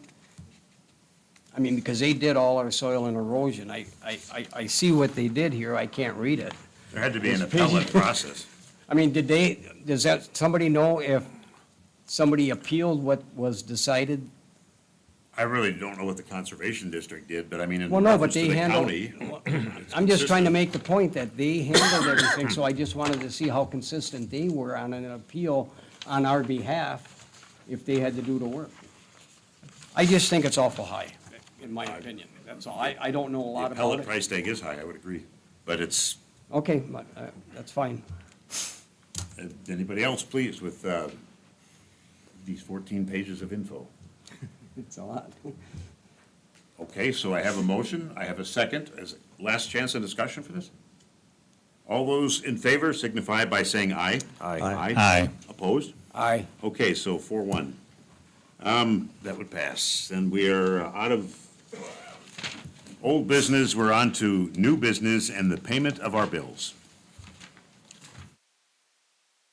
I have examined all claims presented and recommend payment of the following, and that the county clerk be directed to issue orders on the county treasurer to the claimants for the amounts allowed. Grand total of bills of $2,468,975.96, and commissioner expenses of $668.56. I move we pay our bills. All right, we have a motion by Commissioner, Barron, supported by Commissioner Melner. Clerk, roll call, please. I have a question, Mr. Chair. Yes, sir. If I needed to do a little more research on something that I seen in the bill, I don't want to bring it public right now, and are we allowed to pass this on a 4-1 vote if I didn't, I mean, Yeah, it passes on a majority, doesn't have to be unanimous. okay, and should I sign it? I mean, I- I okay everything in there, but there was a couple things I wanted to check into. a That little. signing it would be Nancy's call as a parliamentarian. If I just he- want to do it right and satisfy my mind on, If he objected to the paying of this bill, would he sign the? it's just document? one little thing on there, and I do not want to make it public right now till I figure out what it, I wouldn't sign it until you get your answer. okay, I can come back and sign it later then? Okay, great. Do I have to think he was a vote no on it? Parliamentarian, thank you, because I couldn't answer that. I mean, so voting no on it until I sign it, and then would it be changed back to a yes vote? Or no? It just, you see what I, It's gonna say no, but you can sign it at that point. okay, all right, thank you. All right, so we have a motion and we have a second. Clerk, please. Melner, Yes. View, No, Barron, Yes. Peterson, Yes. and Moyle. Yes. Okay, that would pass, and we are paying our bills. There you go, sir. Very good. Item number 2 is the RFP for soil and erosion and sedimentation control agent.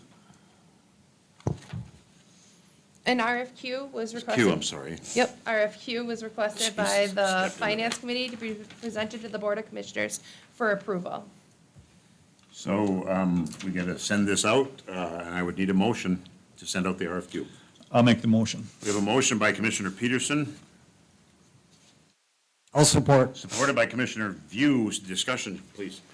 Mr. Chair, can Ashley just tell us why it's RFQ now?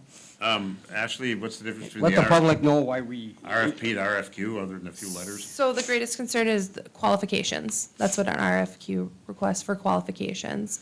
This contract needs a lot of qualifications, not as much focused on the cost. I So mean, that- cost is a great factor. Yeah, We yeah. are gonna take that in consideration, but however, I really wanna look at the qualifications. good, They good. have to be certified. Now, is this for looking for somebody else or what? 'Cause Jack's gonna be doing all this, right? When he's Okay. certified, yeah. Great, well, I have a motion, I have a second. Addition, Mr. Barron? Yes,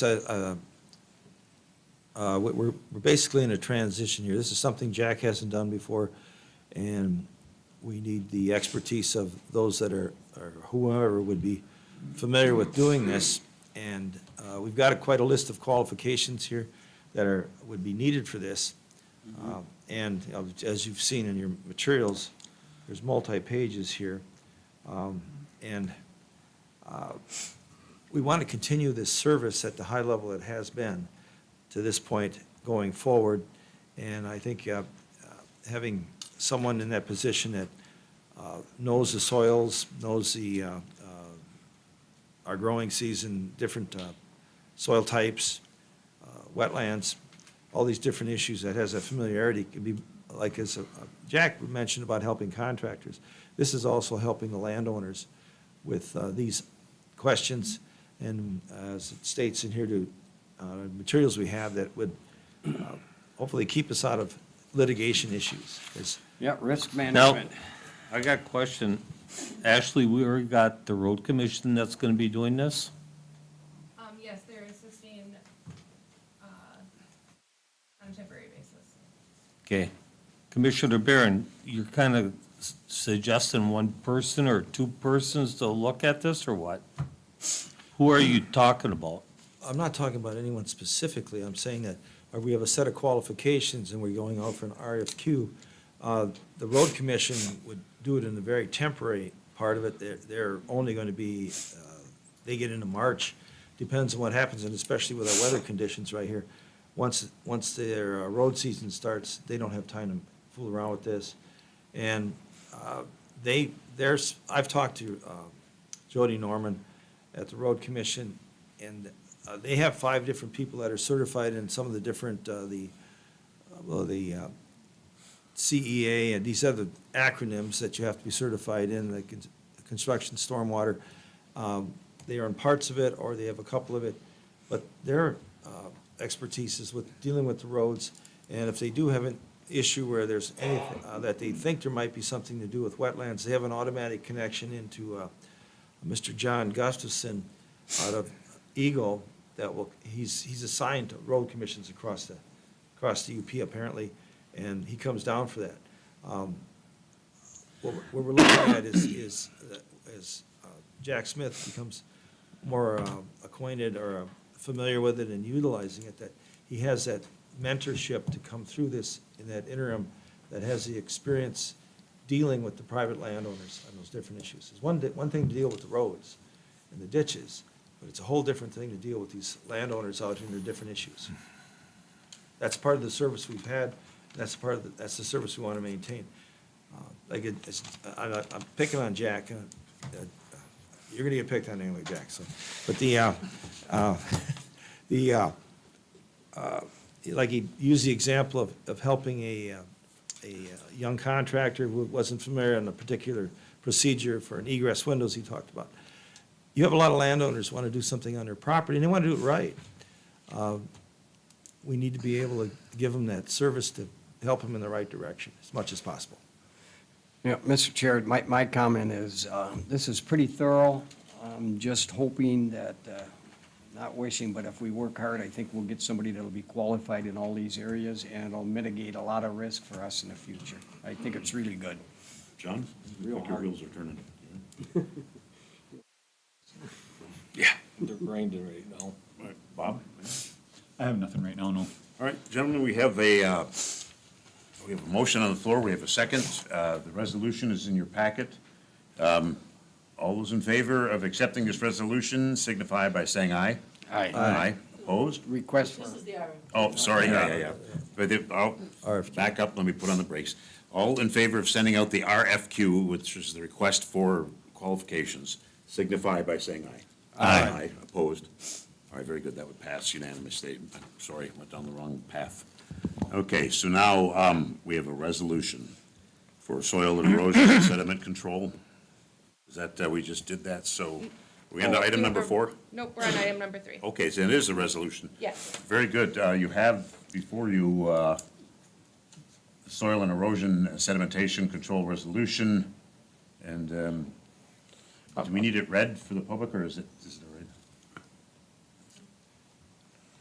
So, all right, very, So, actually, I have brought today Mitch Kotajay from Eagle. He is the regional out of Marquette for the soil erosion sedimentation. So if you have any questions, you can bring them up here and you can ask him any questions that he may have. Mitch, is it? Yes, Mitch. He's Please. right in the audience right over there. He came down from Marquette. This resolution is to appoint a county enforcing agency.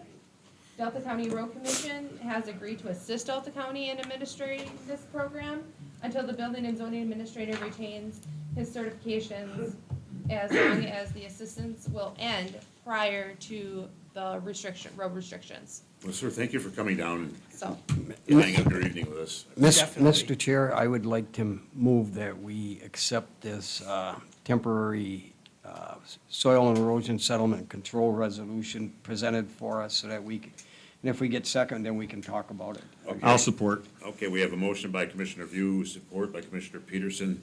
You have questions for this gentleman? Anybody? Came down from Marquette. Thank you. While you're thinking, springing it on you that I'm here, I work with all kind of county programs across the eastern UP, pushing 21 years of doing the program now. I'll be working alongside Jack and anybody else that takes the program on for the county and their agencies.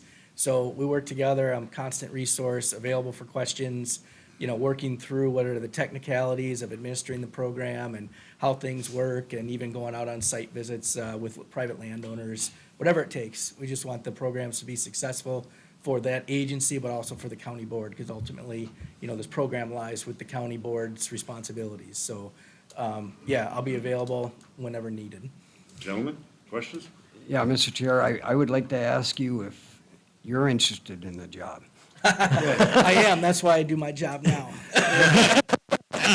No, but you must know people in the community that you can steer this way that would probably, it's quite a list of qualifications and knowledge that you need to run this.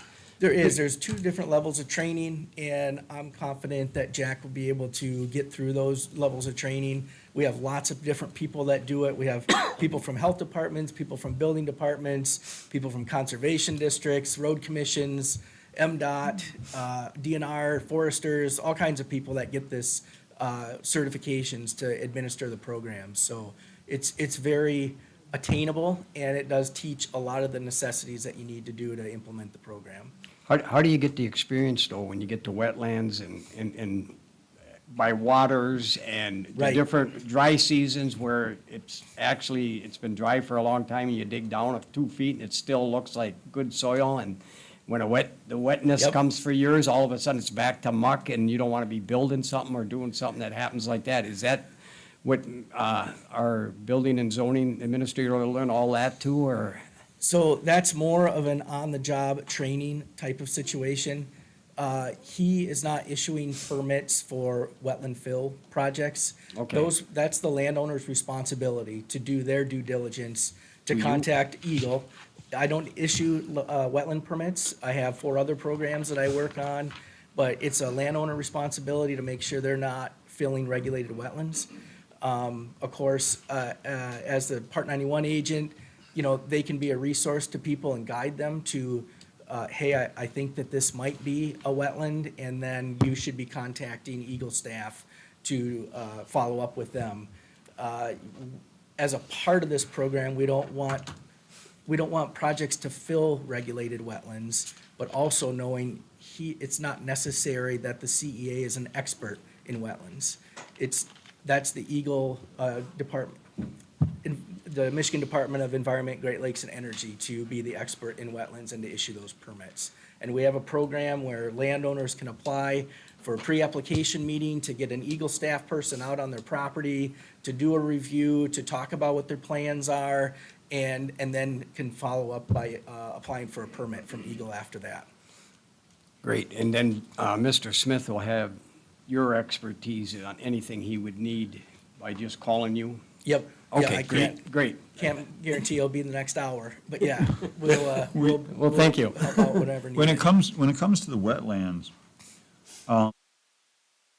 Jack, at some point in time, will have to be able to at least say this looks like a wetland issue. Am I correct? Otherwise, everything will wind up going to Eagle. So there have to be something in there where he knows the soils and that kind of thing to say, and the vegetation to say, this looks like a wetland, you need to do this. So that would be a goal. If somebody in the permitting position was pretty certain that this project plan is going to impact wetlands, we don't want to issue a Part 91 permit for that, okay? We want to withhold that because that's against the Part 91 law as well for discharging sediment to wetlands.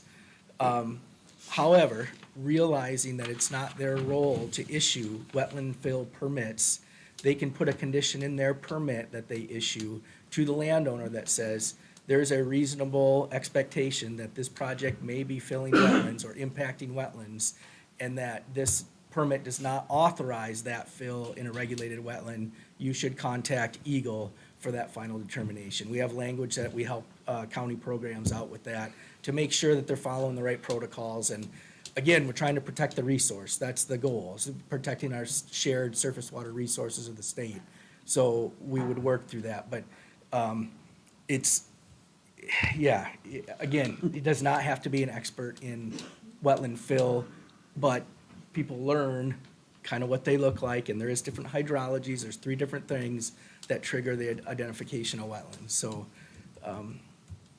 he can gain some of that. Anybody can gain some of that through experience. Mr. Barron? Yes, a question pertaining to, now, Eagle, we have requests, as Jack has alluded to, are still coming in at a pretty good clip. And one of the requests that is sitting there, that I understand is there, is pertaining to an individual who wants to put in a pond of some sort. What if that pond is a scenario, I don't know the specifics of the pond, so just a scenario here, that if that would happen to be impacting a wetland, and they want to put that pond in. Now, during the winter months, my understanding is Eagle generally doesn't go on site. I don't know, because I don't issue the permits, I can't say that Okay. that's a standard, but vegetation, soil type, and the presence of a certain groundwater hydrology within the top, I think it's 18 inches of soil profile is necessary. So when ground is frozen, vegetation is dead, not observable, all the parts of the vegetation isn't available, it does impact when they're able to identify the wetlands accurately.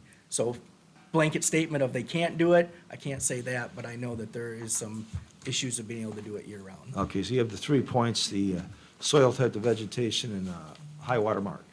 Is that basically? It's water movement in the soil, yes. Right. How close to the surface it comes. Right. So if individual is if they were starting this process, and we're obviously winter, but we're in an unusual situation because we're open right now. Yeah. But the plant issue, for Eagle to come on site, would that have to be plants growing, or could be done when the plants are in a dormant state? I don't want to step outside my professional knowledge. It's not my program that I administer, so I can't answer that question accurately. I just don't do it. So I'm not the one that they're gonna call and apply to come out to the property to do it.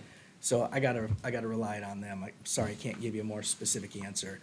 They should be contacting their Eagle staff person for that county, and they can talk by phone and figure out, how it would best work and what timing might work best. All right, well, thank you, sir. Yeah, you bet. Anything else? Safe travel back to Marquette. Thank you for your very time. much. Thank you. Thank you. All right, very good. We have a motion on the floor. We have a second. All those in favor signify by saying aye. Aye. Opposed? That would pass. Mr. Chairman, could we Yeah. take just a, All right, let's do a 5-minute recess, please. Use the toy.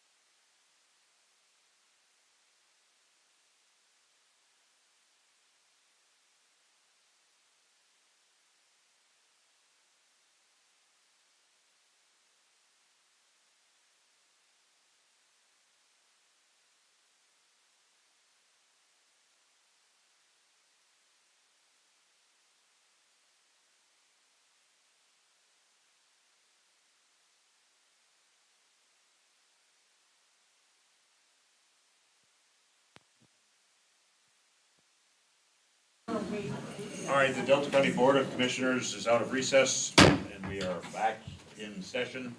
Thank you, whoever suggested using the bathroom.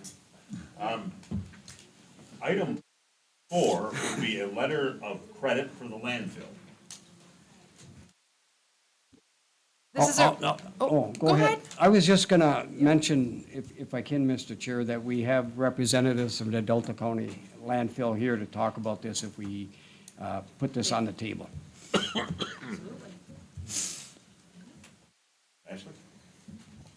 they're gonna come up and present it themselves. All right, very good.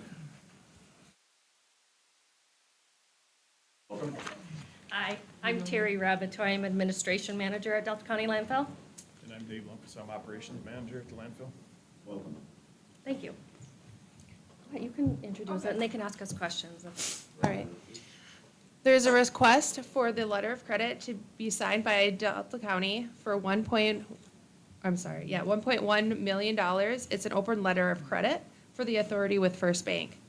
This letter of credit was originally issued in September of 2016 and is for the financial assurance requirements of the North Side landfill. I'll move that we accept this request to sign this commercial loan application for a letter of credit for the Delta County landfill. Commissioner View makes the motion. I'll support. Commissioner Peterson supports. Additional discussion. Now questions for these folks. I have. What exactly are we doing here? You have signed this letter of credit for us, with us every year. We have to maintain financial insurance through State of Michigan Eagle. Just showing them that if we have this money available to them, if for some reason we were non-compliant and they had to shut us down, that they have money available to them to come in and run the landfill for the next 30 years to do any, all the testing and closure, post-closure Okay. things that would need to happen. But we are in compliance. Dave and I work really hard to keep the landfill in compliance in our last 3 years in the position. Okay, this is my first year on this board, so I didn't know that we did this in previous years. It's so- a yearly thing, yes. Okay. Anybody else with questions for our landfill management? Yeah, my only question is, do we have any money in savings that also backs up the building of cells or the decommissioning of this? Even though I'm on the board, I don't think we ever talked about that in the first year. So, do we have an account with money in? You're saying we as in the landfill or we as in the county? The Delta County landfill, the county, yes. Yes, we do have a perpetual care fund. We have $1.2 million in there. That is under the name of the State of Michigan Eagle. That is also in place for them if the landfill needed to be taken over by the State of Michigan. We have a savings account, an investment account that we have money in, and that's why we're continuing to place money into that to continue having the funds to build or things that we need to do there, yes.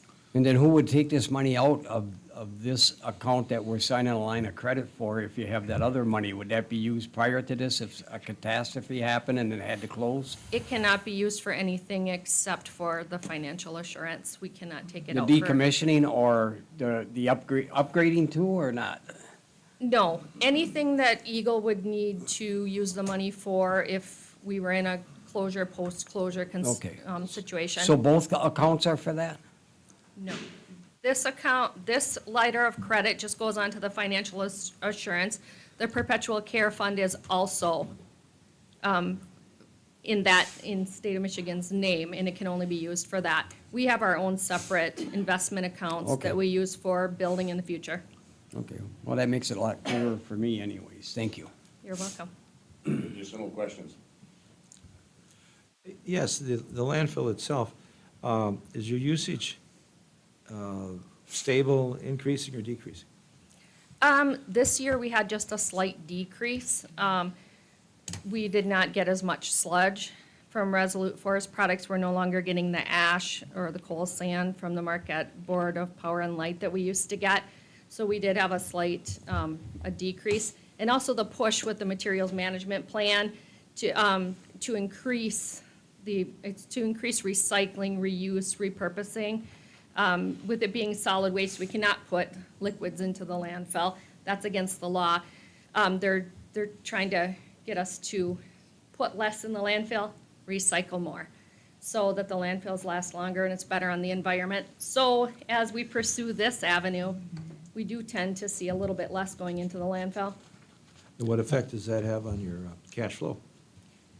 Well, ultimately, it could affect the cash flow. We're looking at, ways, this would be in the future, where it would be a big impact on us, possibility of having to charge for recycling. There's, different avenues that we're looking at right now, that we would take to, the changes in our recycling center did increase our revenue at the landfill because we had less expense going out. Still able to utilize all of our millage money, but it's taking less out of the landfill's pocket to do the recycling. So right now, we're pretty stable. I don't see a big decrease in the near future. I have one quick question. And this is just something that I've been thinking about for several years. I'm an ex-contractor, and I bring paint in quite often. What happens to that paint after I drop it off? It depends on what type of paint it is. If it's in good usable condition, we have a free room where anybody in the community can come in and take it for free and use it. Otherwise, we have a company that comes in and we have to recycle all of that. We have to send it out to be Okay, taken care of. just curious. Thank you for your service to the county. You guys do a fine job. Thank you. All right, all those in favor signify by saying aye. Aye. Aye. Opposed? You have your letter of credit. Thank you. Thank you very much. And we have, item number 5 would be the resignation of C. Hammerstrom and a request to fill the interim part-time plumbing and mechanical inspector. Our current interim part-time plumbing and mechanical inspector has resigned from his position, so I'm looking to post and fill the interim part-time position again.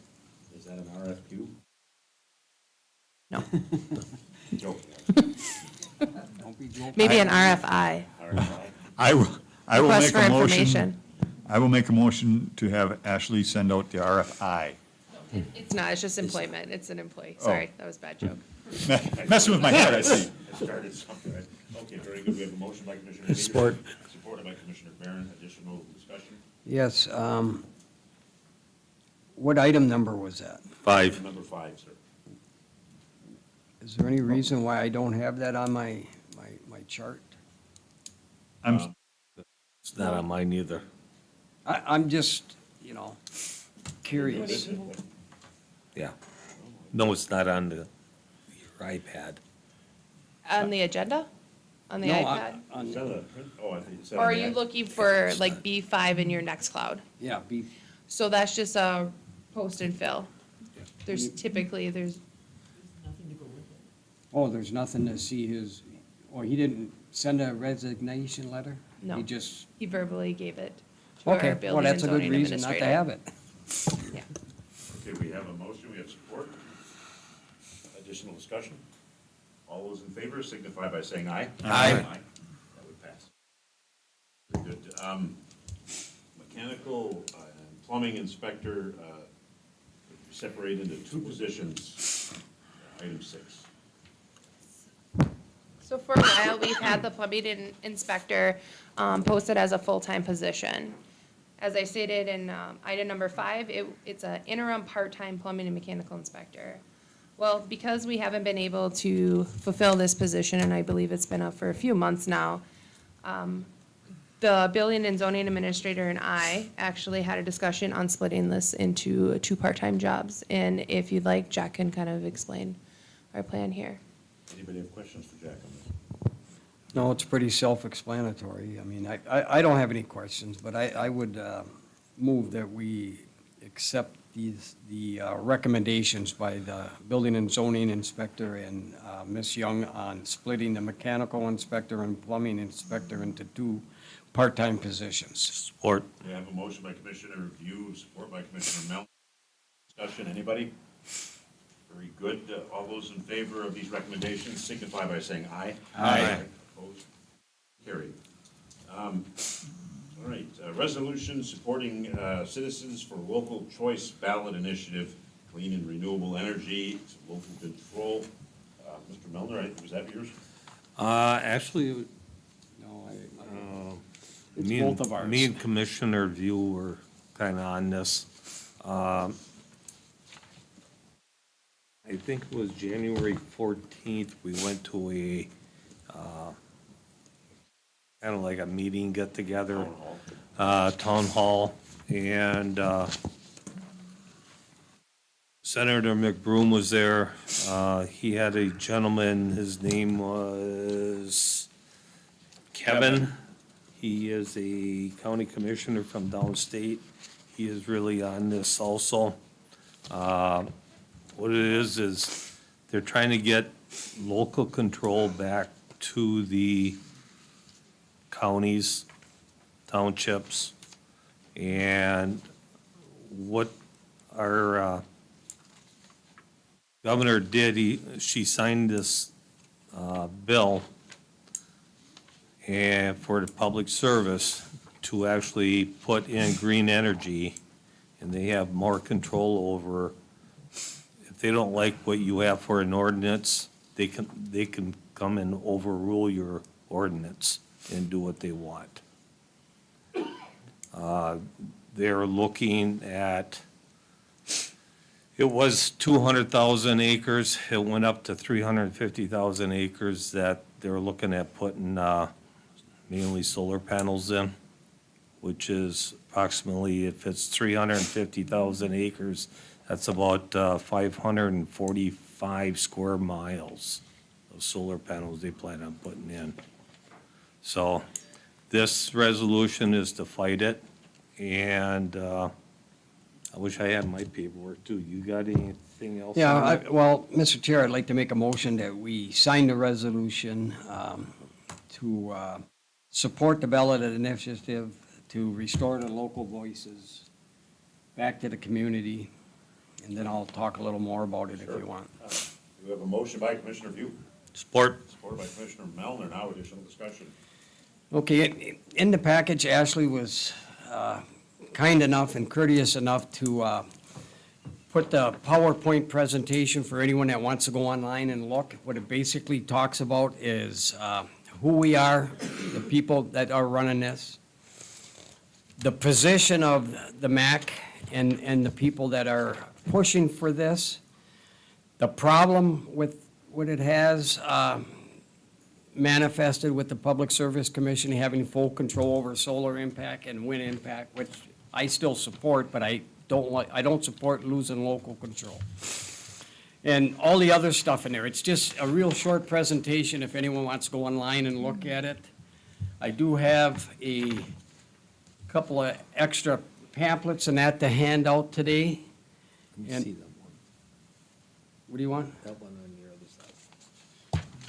And basically, what we were, Commissioner Melner and I was listening to is 92% of the UP is in favor of this ballot initiative, and almost as much downstate is also in favor of restoring local control back. Just because we support this initiative, it's just to say, all right, did the state make a mistake? Let's find out what the people think about it.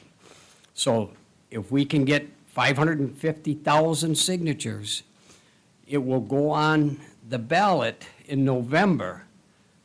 And guess what? It's the choice of the people. They either support it or turn it down. It's back to where I think it should be.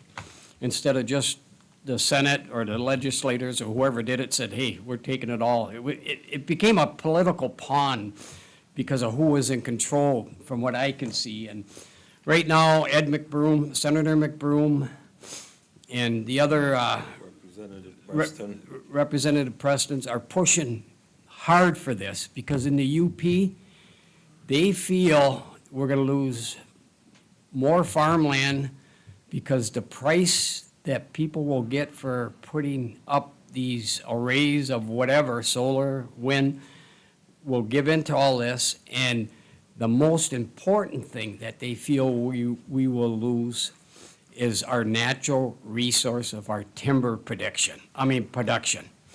So I'm in favor just to see what the people will say, and that's why Commissioner Melner and I brought it to the board today to see where they stand on this issue, and the people, so. All right, anybody else? Mr. Barron? Yes, yes. The information we've received, and it lists a whole lot of townships that have already signed on to this, and other municipalities. The unfortunate part on here is that the legislation that was passed, and it's a misnomer that's put forth, and it's been put forth to the public, took away local control. It did not take away local control. It only restricted the amount of regulatory power that the locals had. I live in Escanaba Township, the Flat Rock area, and they're a poster boy for massive abuse by local control. And for the state, and they've got some comrades in other parts of the state. The way it was set up originally was that the local control can regulate anything out of existence it wants to. No limitations. So this is a massive taking of property rights from the locals, and it's taking it from the locals. This legislation that was passed, for whatever reasons there was behind the legislation, inadvertently gave the property rights back to the local people, because the locals have been abusive for so long. And an example of that, and they're using zoning to do this, the examples of that are in 1976, the rural areas of the state, if you look at most zoning ordinances for the rural areas, came into effect, including Delta counties and your local townships. The state legislature in the early 70s, early mid-70s, passed legislation basically initially mandating that zoning be across the entire state as far as the rural areas. I think a date I have is 1943, but there may be something else that precedes it, is when it was mandated for cities. In 1976, the demographics of the state of Michigan were substantially in favor of urban areas, and it had been 30-plus years of having mandated zoning for the cities, so it wasn't hard to push it to the rural areas. And when they initially did that, it was going to be a mandate to it, but then it went through, I believe, litigation, and it became voluntary. Well, Delta County Board of Commissioners chose to implement zoning upon our county, and the will of the people was never addressed, Commissioner Few, about that. It was passed at the commission, and how it works, and it's worked then from here to date, was that there would be zoning in the rural areas of Delta County, and it would be either done by the county or it would be done by the townships. And, but it had to be done. The county took full responsibility for doing the zoning. A number of townships decided to do their own zoning initially. The number narrowed down, and including our most populous township, Wells. Wells initially was doing its own zoning and then got out of zoning because it's a menagerie, and it's a taking of property rights. But and now today we have 14 townships, 9 of which the county does the zoning for, 5 do their own. And, but it was never something that was brought to the people for a vote in our county.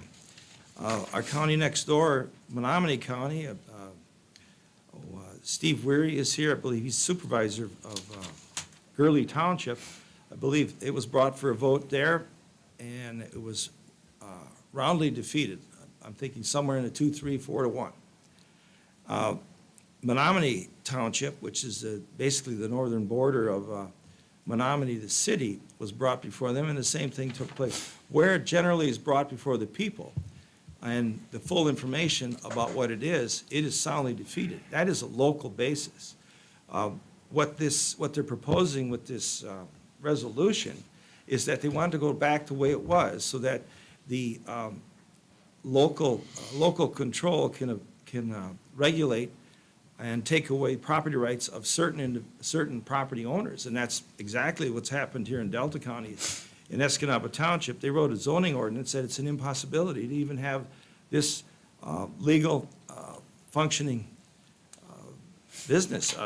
So they took away the property rights from a large amount of area of that township, and they want to have it back. And I understand why the information that we have here is to, of those that are already pushing for it, it's municipalities. They're very much hung up on the aphrodisiac of power. They can tell their neighbor what to do with their property, where they don't have any input for it. Your MSU individual who's a county commissioner from the Lenawee County, which is southeast Michigan, is part of working on something like this. They give you information, advocate for it, what have you, but they come in with their so-called expertise, and then you get a group of commissions.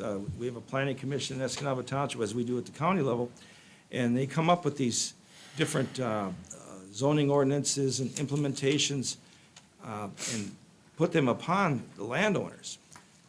It always amazes me that all these experts and all these commissions come together to do this job. And then, because basically what they're saying is that the landowner does not have the wherewithal or intellectual capacity to know how to use their own property. Zoning is the theft of property rights. It always has been, and will always continue to be. And yet, these individuals, these commissions, these experts coming from MSU and wherever else are telling us how to do this. I think QPAD helps you do your zoning in this area. All this expertise comes in. And yet, when it's time for them, if they have property, to be able to use it, they aren't smart enough to know how to use it. They have to go see somebody to tell them how to use their property. This is circular reasoning at its worst. The individual who best knows how to use their property is the person who owns it. And we've seen, we've got a tremendous bad actor in our county, in Escanaba Township. This is, and what this will say is we want to go back to the way it was, so that the tyranny locally is much better than tyranny from the state and tyranny from the federal government.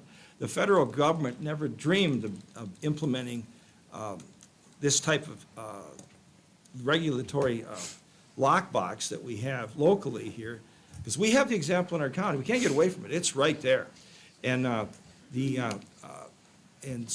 and they've never dreamed of being able to have this much control over this big of an area with a few people who don't know what they're doing, but they can tell you what to do. And then when they have to go use their own property, they got to go ask somebody else. This thing is so absurd. And I know our Senator Broom, I know him well, he's promoting this. Dave Preston's promoting this, and both claim to have uphold property rights. Well, if they're upholding property rights, this is a peculiar way to do it, because this zoning in itself is the taking away of property rights. It's man's legalizing the demise of God's law, which is excuse me for a second, but our oath of office is to uphold the inalienable rights of that were given. Those are the ones given from God. We are to uphold those and protect those. Life, liberty, and pursuit of happiness, which are some of those. Pursuit of happiness is basically property rights. That is paramount in there. And the second aspect of that is under the laws of nature and under nature's God. That is the laws of God. Man wrote this law about zoning to bypass the very thing that we're supposed to uphold in our oath of office. And this very resolution that we're going to pass and it get on the ballot and gets passed would be an indication that local tyranny is acceptable. And basically what we have happening then is we become, we're doing the function of the collective, in that we're going to allow the locals to be able to, as is happening already, to take away the possibility of individuals to use their property for an illegal entity, not something that's illegal and deterrent, because a certain amount of people do not like it. So that becomes a collective eventually, because this time we take it away for this reason from this particular group. Down the road, we take it away from another group for this particular reason, and eventually, we don't have to take it away from any group because it's all taken away. And that's exactly what this is leading down right here. You're out of order, madam. Okay. Period. That's for your first warning. You receive one more, then you'll be asked to leave the room. This is Mr. Barron's time. You'll have yours during general public comment. And I want to give you a little background. This is not something new that has come from the state of Michigan because of local abuse. In 1976, when rural zoning basically took place across the state, there could be some exceptions to that, but that's pretty common date. In agriculture, there was changes that were taking place and had been taking place for 100 years, and the economics of scale were taking place. There was a mantra that started taking place in the 70s, went all the way through the latter part of the 70s. We don't want factory farms. A few of us here are old enough to possibly remember that. Okay, 1976, the state of Michigan allowed this zoning to happen. Mandated it, but then they had to let it be voluntary, and it was voluntarily done in Delta County without the people's consent. It was done. But 5 years later, the state of Michigan, and this is something unfortunately our senator needs, our state senator, Ed McBroom needs to think about this a little bit deeper, is the state of Michigan stepped in and passed the Michigan right to farm law. Because Michigan's number 2 industry is agriculture. And because of that, the number 1 was the automotive industry. Number 2 was the agricultural industry. By the locals implementing these regulations to the point of putting this out of business, they were going to put a severe damp to Michigan's agricultural industry. You have to understand that Michigan is the second most diverse agricultural state to California. Agriculture is a big deal in this state. And this was taken, and so the locals were taking this away because I don't want to have that farm next to me. I don't want to have this right here. Anyone who's in a rural area today and has a deed needs to read that deed because of the Michigan right to farm law. It says when you live in the country, you are to submit to what the generally accepted agricultural management practices are. That came from the Michigan right to farm law. Now, the locals were set back for a period of time, but yet, as it moved forward, the Mining Act, there's a second example here. The Mining Act came into play.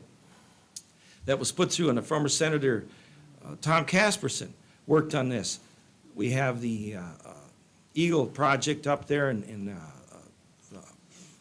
Big Bay or whatever it is in Marquette County. That would not have existed if that had not taken place because the locals were fighting that right down, and they were getting actually some help right away from D.C. at the time. That was a local situation that was ruining that.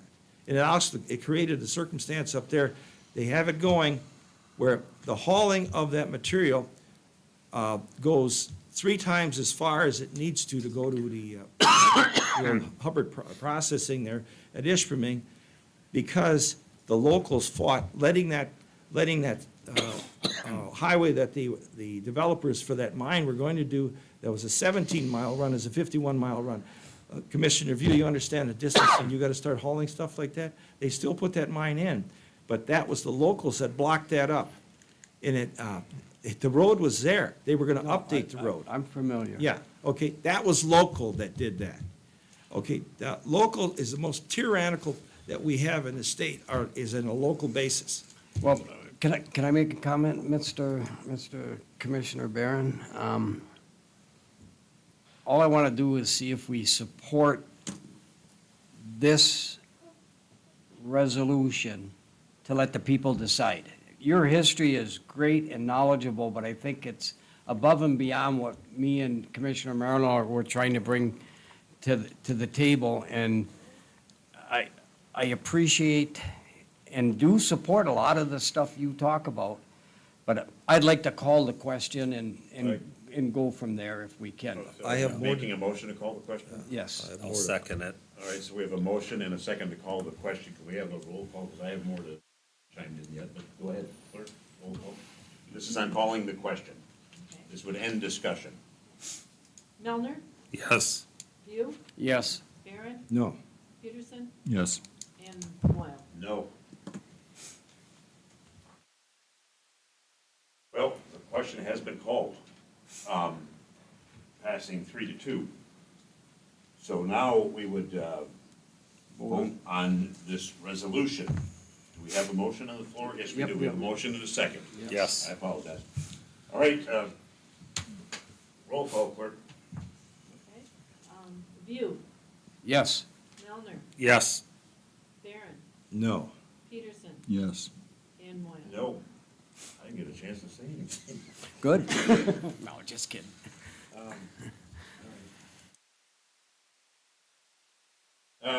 Item number 8 is the airport operation and responsibilities during the investigation. Mr. Dew, is this yours? Yes, Oh, it is mine? yeah, you requested it to be on the agenda. Okay, boy, I had a lot of stuff on my mind for the meeting today. I guess one of the things that I wanted to do was, just basically make the comment that, I give my full support to the staff out at the airport, manager, assistant manager, the work crew, everybody else that's out there that I can't think of, I'm sorry, but I can't remember everyone, but, and seeing that we're out of temporary crisis mode, or we're out of it, I would like to halt the investigation until we get a complete internal audit report and findings of all the issues that were brought before the board, answered to the best of the ability of our airport manager, and then determine which direction we want to go in after that, just to save the county some money and give him more freedom to continue moving forward the way he has been so graciously and thorough. I'm not saying, not have Mr. Graham be part of this. I'm just saying, let's just halt it for a while until we get this all under wraps with a good report from him on this, all the way down the line. That's what I wanted to put on, talk about. Commissioners? Are you going to make a motion? Yeah, I'll make a motion to halt the investigation until a complete internal audit has been completed by county staff, including the airport manager, basically. Support. So I have a motion by Commissioner View, supported by Commissioner Milner, to halt the investigation until an internal audit by county staff can be conducted. Additional discussion now on this subject matter. Yes. I am 100% against stopping the investigation at this point. It's been going on for several weeks now. To stop it at this point, I think would be more of a waste of time and money than finishing it out. I have some emails here, and I've been sitting on them for quite a while. I wanted to bring this up at the last meeting, but then partially because of my fault, we canceled that because I came down with influenza. Yes, thank you. I spent 4 days doing nothing but coughing every 15 minutes. So, but anyway, I feel it's important to bring up. I have an email here. She was here and then she left. I feel bad about that. But Ms. Vangenhoven sent a email to Commissioners View and Commissioner Melner. And I'll read the email in its entirety here, because I don't want to be saying that I didn't. From Kelly Vangenhoven, subject personnel meeting, John Melner, Stephen View. Hello, Commissioners. Here is some information I would like to consider regarding personnel meeting tomorrow. If anything is discussed regarding the airport staff, in my opinion, if the current airport manager cannot handle the duties he was hired to do, he should be terminated. He is the highest paid manager and the least experienced. For a quarter of the time Andrea was airport manager, she did everything alone. No one ever offered her help, and her extra work was worth $180 per week to the finance committee.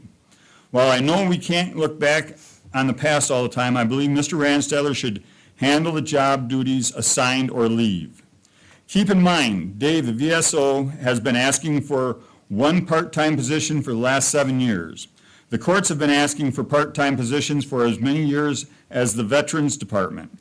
So to prioritize the airport is short-sighted and goes against what has been discussed at past finance committee meetings by the board and by Ashley.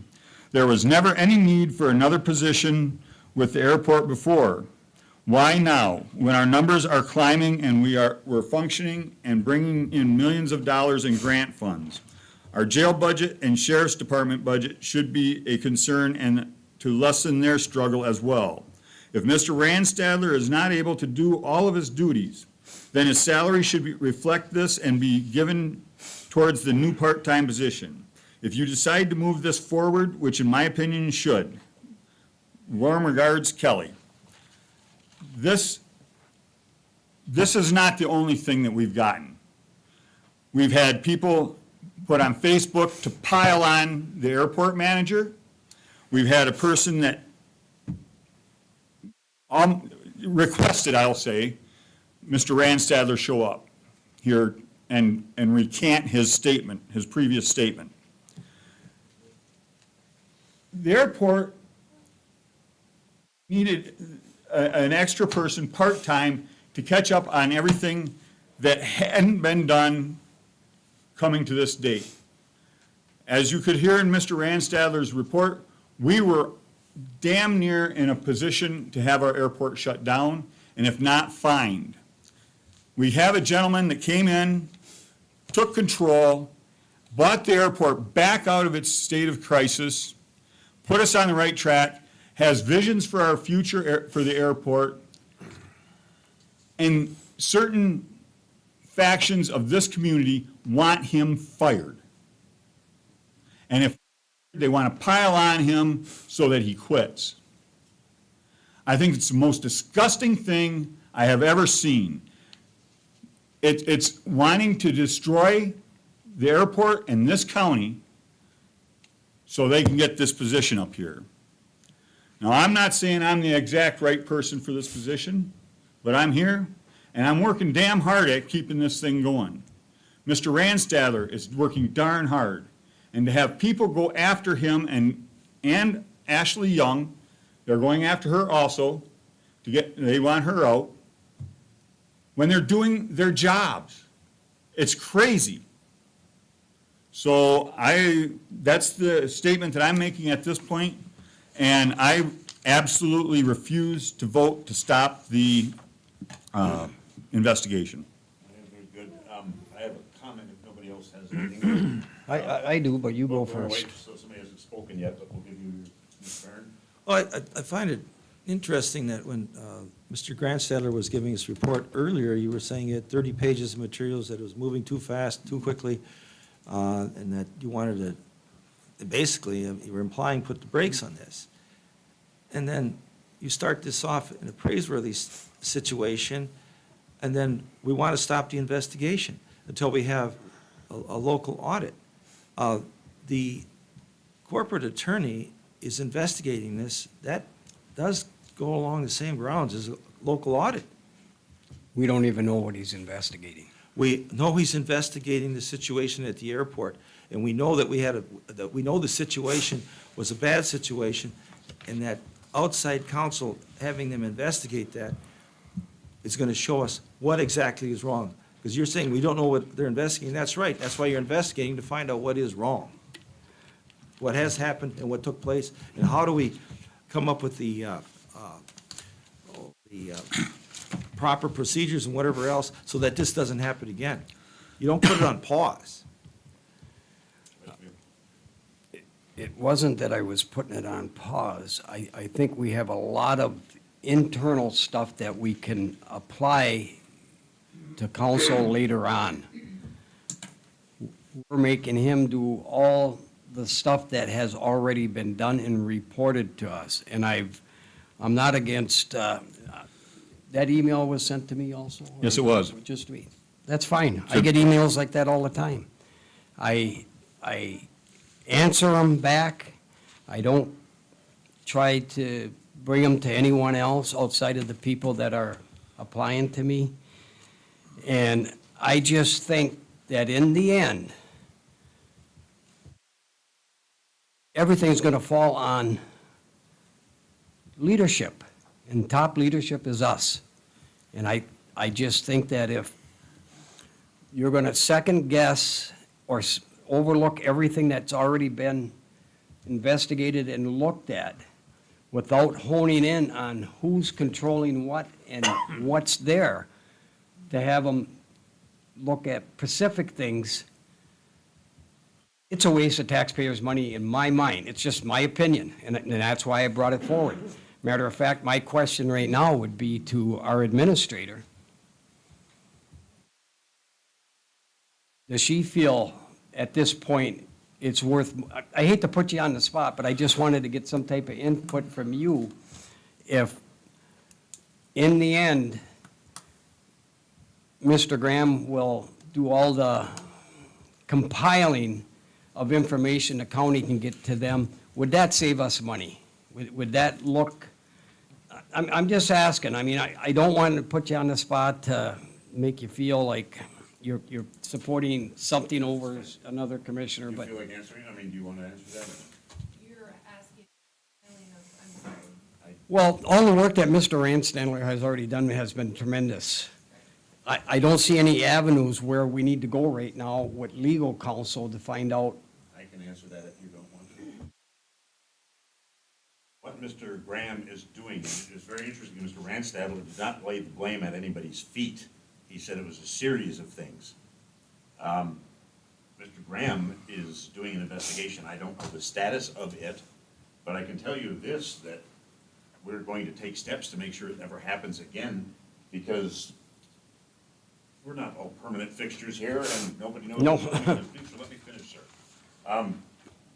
We can set up policy based on what he finds out to make sure that this never happens again, because this lies at the feet of the administrator, not because we don't have any power over the airport manager.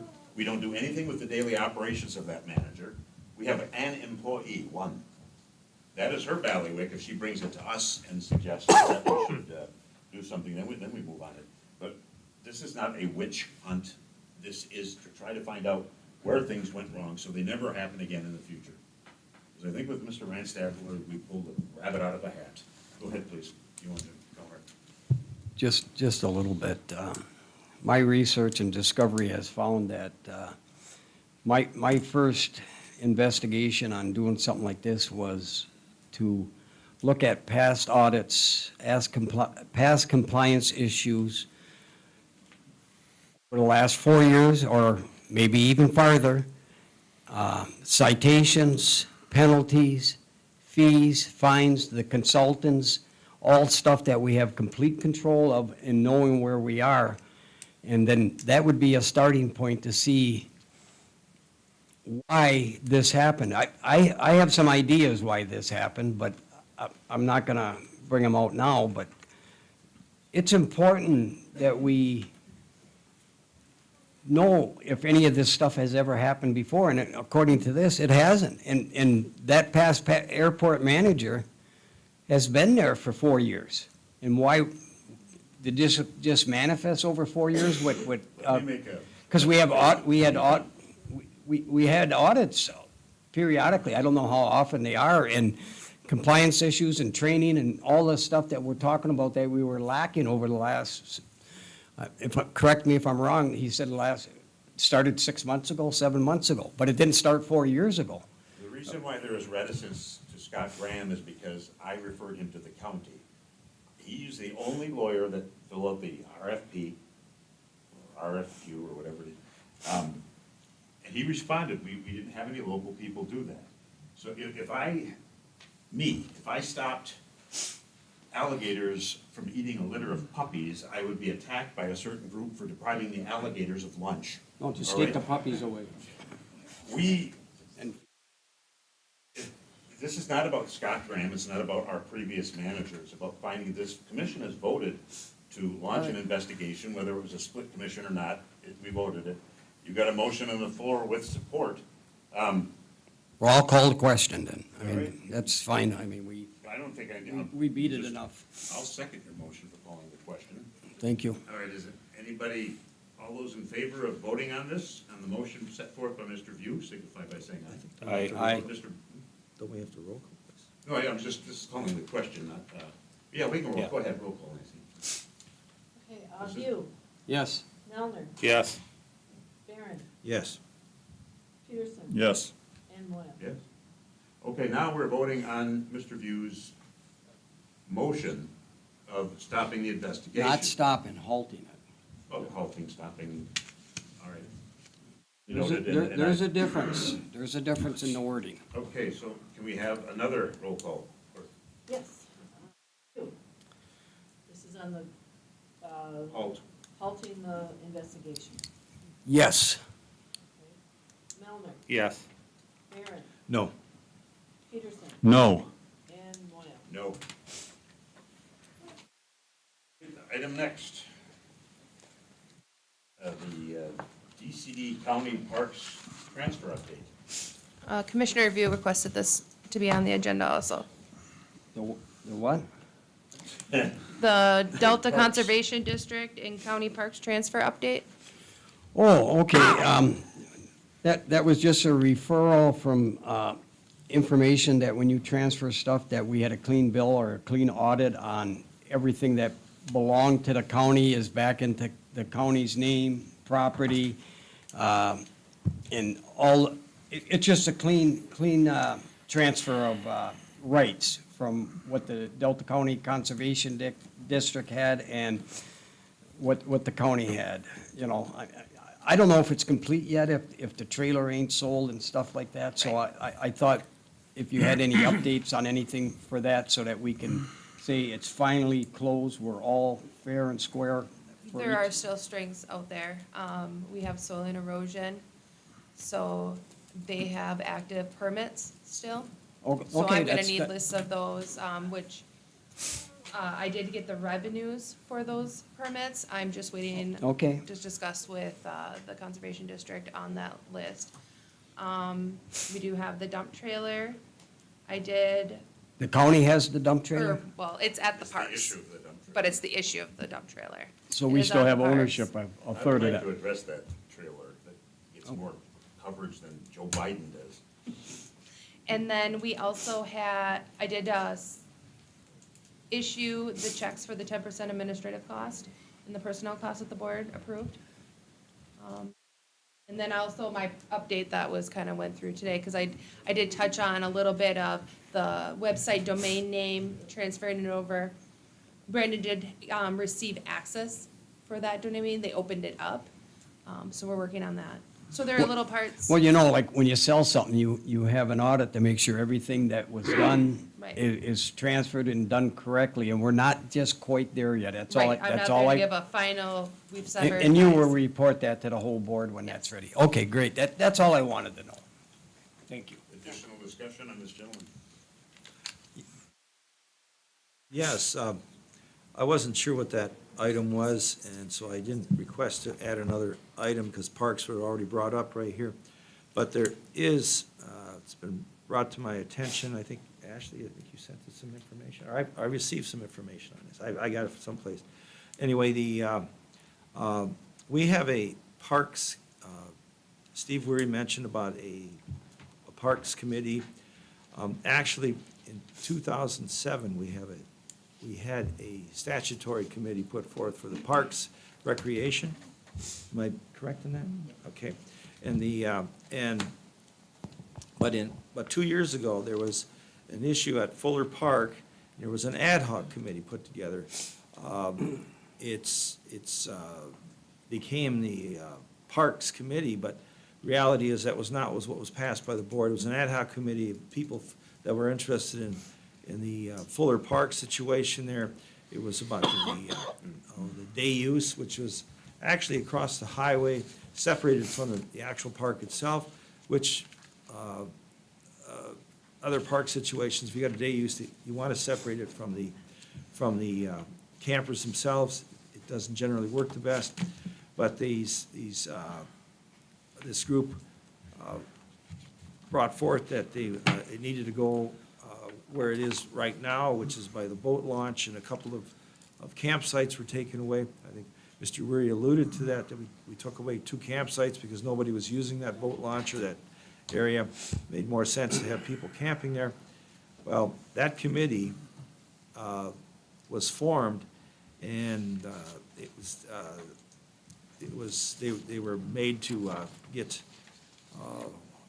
notaries and whatever else, but it was, the board's intent, and I was on the board at the time, was that they would study this issue, one specific issue, but now it's something sitting there, but it's overridden by our 2007 statute, or, what we put in for the parks.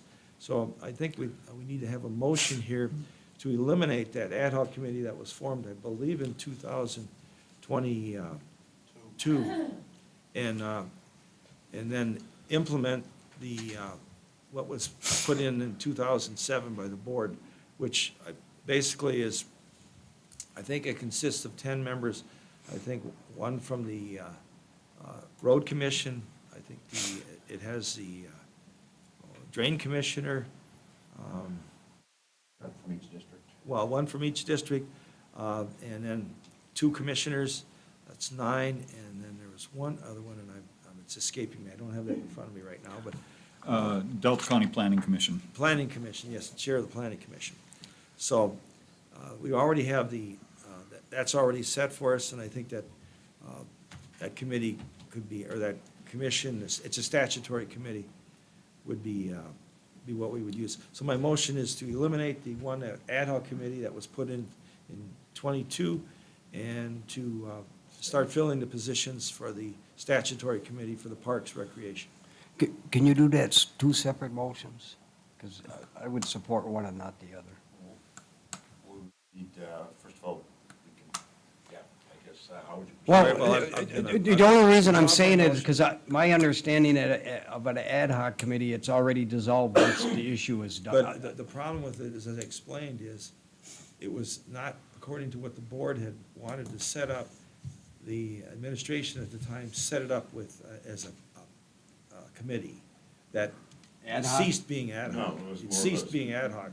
That was not the intent of the board.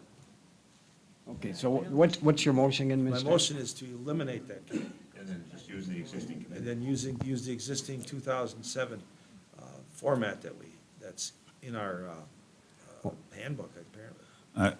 Is it in the handbook, or do we have a copy of that? I'd like to see it. I'm sorry, what was the question? Is the ad hoc committee 2022 in the handbook? No, that's no.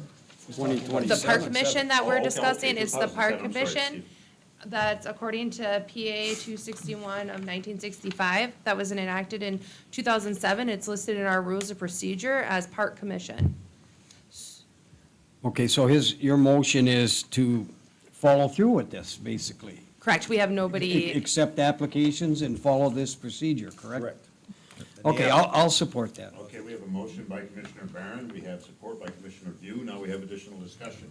And I support it, because I just seen the signature and the date, and I skimmed through the end on what we were doing, so, I mean, I'm not knowledgeable of how it's gonna be picked, but I do see that it was passed in that time so period. it is statutory, so, the parks, it states under the PA 261, it's the drain commissioner, the Delta County Road Commission, and one of the following, and it's, let me see, Planning Commission, 2 members of the commissions, and, what was that, 5 of each Each district. district One from each- represented. one from each Or one district. from each, yes, What- one from each district, that'd be a large board. Well, this gets going exactly what Mr. Weary was hoping he could get started, now we started it. Good. Any other discussion, gentlemen? All right, we have a motion on the floor. We have a second. All those in favor of filling the 2007 statutory committee, signify by saying aye. Aye. Opposed? That would pass. All right, very good. Deficit elimination plan amendment resolution, jail debt services and drug reinforcement funds, or enforcement funds, not reinforcement.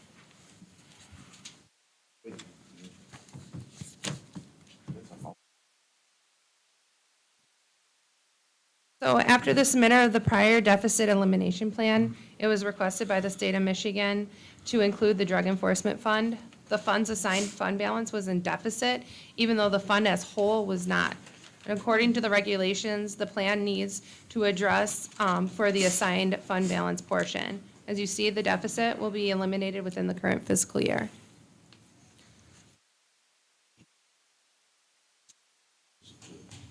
Yes. We would, in reference to the deficit elimination plan, I would need a motion to approve. I'll make a motion to approve. Support. Okay, we have the motion by Commissioner Peterson, supported by Commissioner Barron. Additional discussion, please. Where are the funds coming from to eliminate this? Just current year activity. Okay. Additional discussion, gentlemen. All those in favor signify by saying aye. Aye. Opposed? Very good, that would pass. Civil clerk, sheriff's office, job description and position.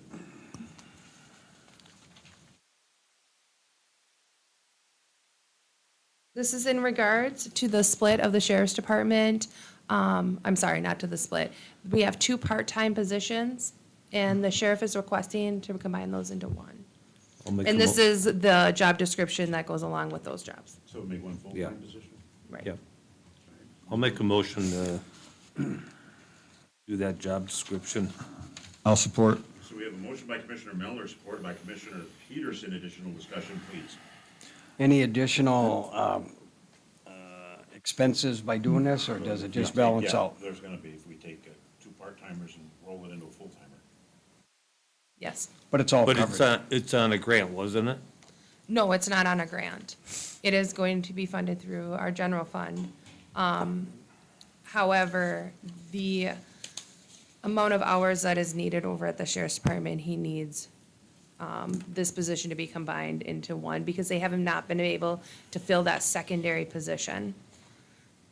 It's been open for, maybe probably the well only way- over a year. Maybe the only way we get someone, it's getting harder to get. Well, we need We already have an family individual. supporting jobs. There's a part-time person in there right now that would move to the full-time. Okay. Won't do full-time? Pardon me? That won't or will? That will move to the full-time, yes. Well, we have an example of this that's taken place already with the sheriff's department. I think it was 2 years ago that the sheriff had had a number of part-time deputies. And that was becoming a difficult situation, and he came to us to move them to full-time, so he was better able to fill those. Motion, we have a second. Any last discussion?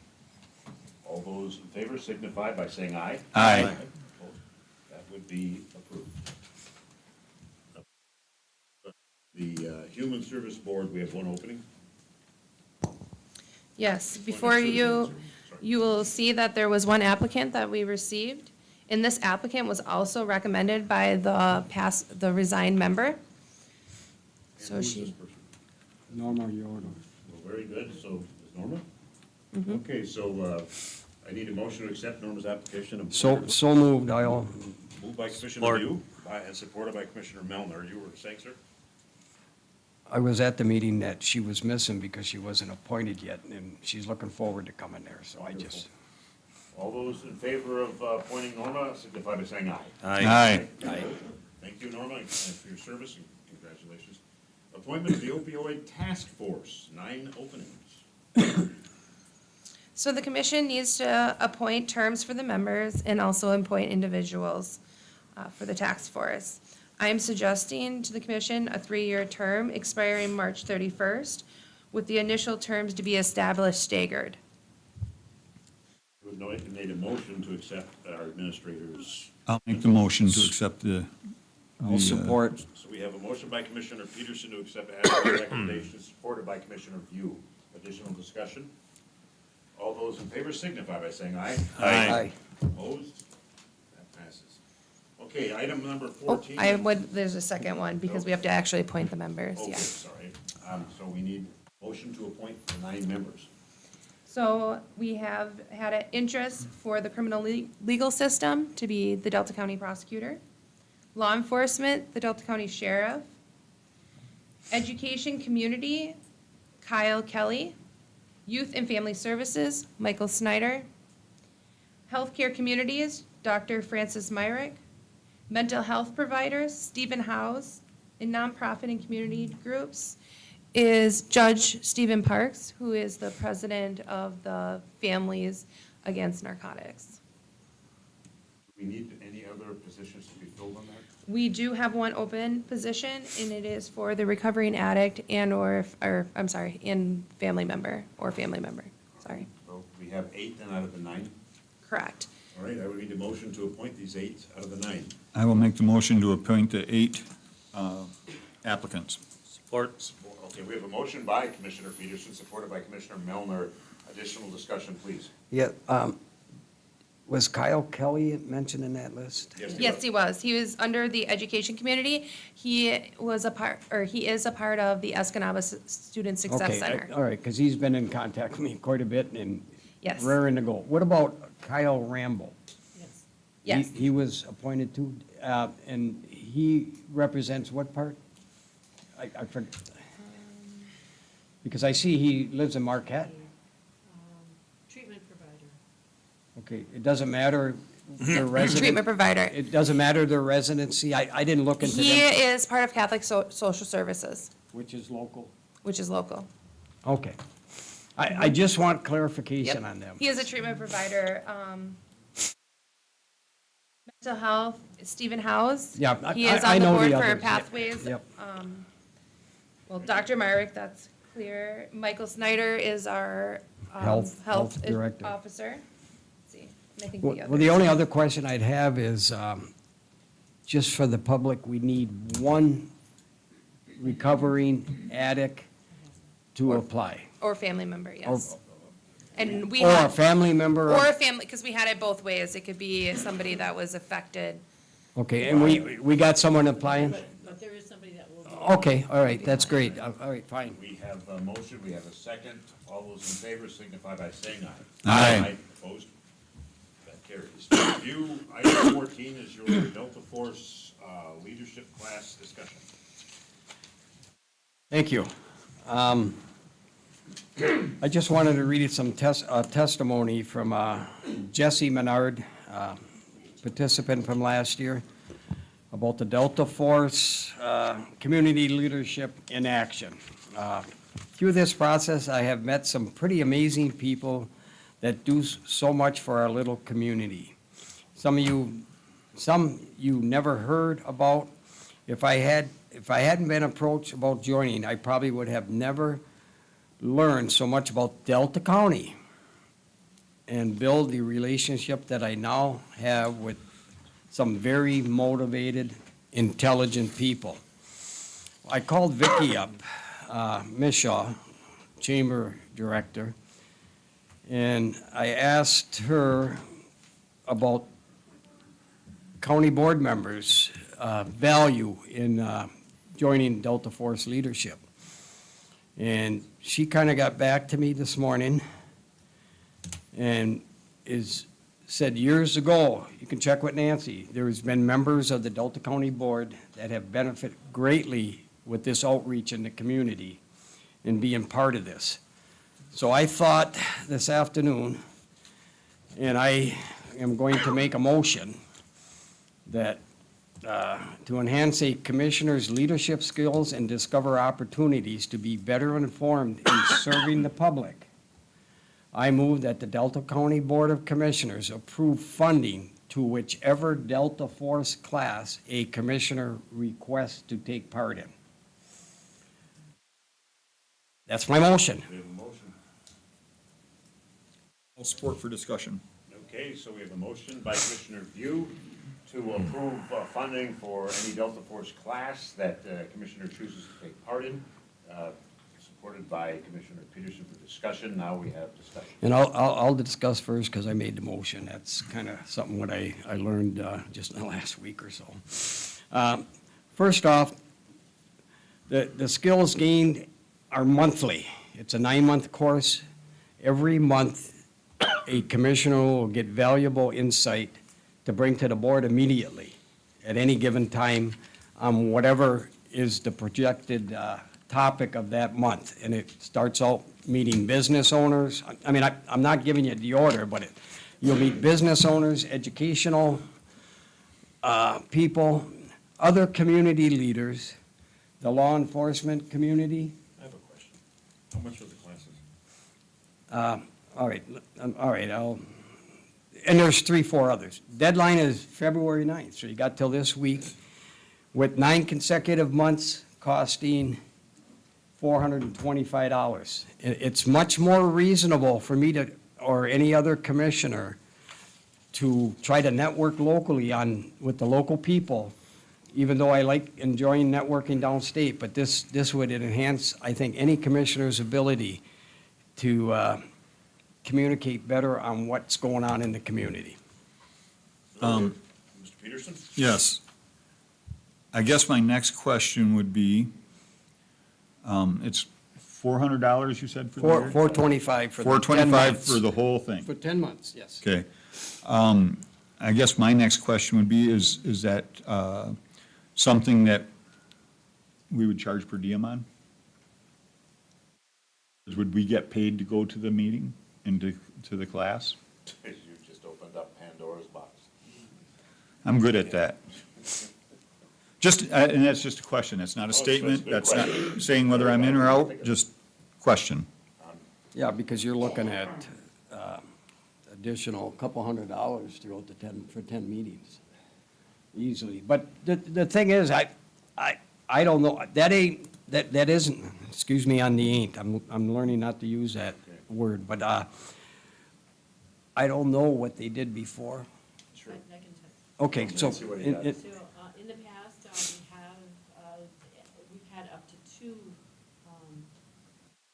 open to employees. I think there's only been one commissioner that attended, and that was Ryan Holm, and then off the board, so. But I do think it should be commissioners and/or employees, and haven't had a county employee or commissioner in at least 4 years that has gone to this. So, Another thing is Mr. Peterson? is there openings? yes. How many openings? 4 openings, as of 10 o'clock, 11 o'clock today. Okay. So There's that's another thing to consider. All right, well, We do have a policy on that for Delta Force participation. Elected officials and department heads submit a letter of request to the county board for review, either on behalf of themselves or their employees. The board will make the final approval and determination of participation for not more than 2 individuals per year.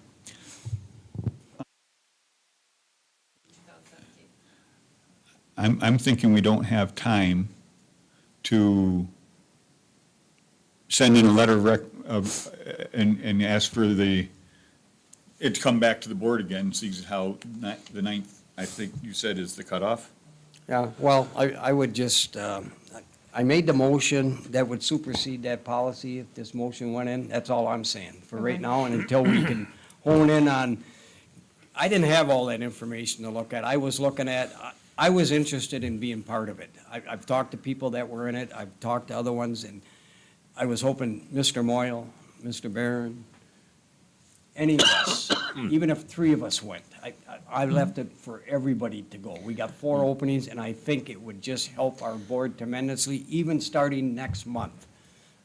I just believe that networking and community involvement with these people will rub off on us. I don't disagree, I think it's a good idea, and I support it, but we have some house cleaning or housekeeping things to attend to. But you said it was 2 people. Yeah, that's what current Right. policy says too. That's what this policy states, and that's the also old we have an employee that is interested, and Clerk Pizarro. well, she could wait till next year. That's okay. We're busy this year anyway. Is there, Too many elections going Is there any other commissioner up here that would like to attend that? I'd love to, but I don't have the time right now. How about you? I would attend. I was gonna see if anybody else wanted. I was gonna say that I would like you to attend. I would like to. And if nobody else wants it, I'll take the second spot. Well, it's not a second spot, it's for anyone, right? My motion is, Policy has 2 spots only. but this changes that policy. Oh, so your view would be to. Well, I'll read it again. It kind of You wanna changes. redirect- You have to reword your motion then. Well, I just thought I'd keep it the same.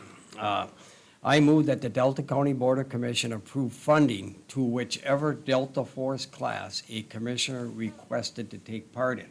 Just to get whoever wants to go to this class right now.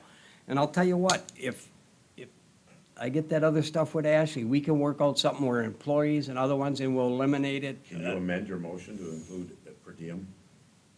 To what? Can you amend your motion to include per diem? Not that I'm for it or against it, but that's gonna come up, I know it will. I would just like the whoever make an amendment to it. and I then- can't amend your motion. Yes, you can. You can add to the motion. You can make a motion to add this to that motion. Correct, Nancy? You're way over my head. Make a motion. No, there's a procedure in Robert's Rules of Order where another commissioner can say, I would like to add this to that motion, and you vote that on that first or something, right? Okay, so somebody, I don't want to make the motion to add per diem. I just wanted to bring it. Bob Will can- somebody make an amendment to Bob's, I- Bob, sorry, Steve. I'm gonna be perfectly honest with you. I think any employees that take this should get paid, but if I'm gonna be on it, I'll say that I'm not gonna take the pay. I'll just be on it to help myself out. This is for me. Okay. So I don't want a per diem. So there's nobody's offering the amendment, so then. Nope, we just go with the We vote. just go with it. So we have a motion, and we have a second. Additional discussion. I guess my thoughts were, you're talking about networking, but I thought Delta Force was a little deeper than networking. Well, it's a lot more than that, yes. Well, because, you know, Learning, discovering. Oh, yes, that's great, and I would hope that their biggest discovery is the Constitution.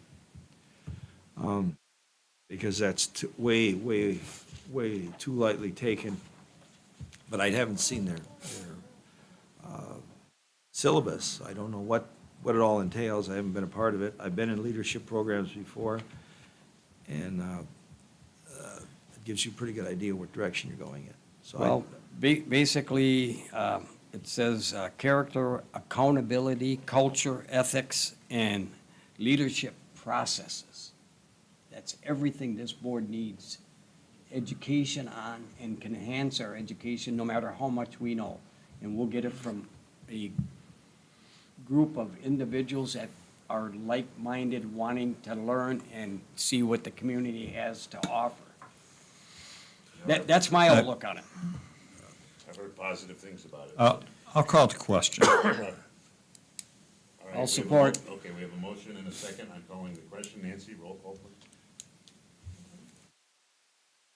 That is someone calling the question, yes. We got- You, Yes. Melner. Yes. Peterson. Yes. Barron. yes. And Moyle. Yes. Okay, now we have a vote on Mr. View's motion. All those in favor of what Steve had moved signify by saying aye. Aye. Aye. Opposed? That passes. Very good. Item 15 would be the VSO discussion. Can I just bring up something? though? Yes, ma'am. I think this would be a very beneficial program for Ashley also. I know we've had past administrators take this, so I don't know if you want to open it up to her too, I when she would- has time. He's a county employee, so, yeah, I would agree. Are you interested in this year, Ashley? If there's, you know, I mean, I don't know if any applications came in today. By 11 o'clock today, it was four openings. I'll just make a quick motion that our administrator, if so desires, can follow within the motion that I I'll accepted. support you on that. Those in favor signify by saying aye. Aye. Opposed? Okay, Ash, it's yours if you want it. That was the quickest motion we've ever had. Thanks, Ashley, for letting us know. Okay, item 15, VSO discussion. I would, Well, I just have a motion. I've outreached with a lot of veterans over the last month. I've talked to leaderships in different groups, and I made a recommendation, or the board passed something that we needed to get to this Veterans Service Officer. So I'm gonna make a motion, whether we support it or not, it'll be up to the board. But I move that the 2024 Delta County budget to be amended to allocate by need up to $50,000 for our county service officer for the management and staffing challenge to strengthen veteran services. all right, that's good. You have a And- motion? Wait, I'm not done yet. You're hogging the floor, and I need other people to talk. Is there a second? Because I want to get to your discussion. I gotta get the housekeeping out of the way. No, but he's still reading the motion. Repeat that several times, because you're gonna need to, I'll give you a copy. you want 50K, go ahead. And thereafter establish this appropriation to all future budgets. In addition, the county administrator and the VSO will consult to discern and prioritize spending with a yearly internal audit and report of suggestions to the full Board of Commission. So is that the full motion? Okay, so that's the full motion. Do I have a second to that? I'll second it for discussion. Okay, so we have a motion, your motion, I'll second that, support for discussion. I Mr. Peterson, actually, I'd like to be able to look into this a little more. You know, I mean, there's a lot to uncover. This is the first time I've heard, I mean, we've talked about the VSO, but I've heard going this way, going that way, going another way. I'd like to nail it down and get a better idea of how this is gonna work for him. I have some, contrary to the belief of some, Mr. Xavier has not been forgotten or left in the dust. We were heading down one direction. I think he's got full board support, but, We'll see. oh, I believe he does, but might not be indicative of what he wants. We were going one direction, I think he wanted to change the direction. From what I understand, and I know our administrator has been meeting with him and discussing, I've been talked to him several times over the last 2 weeks on the phone.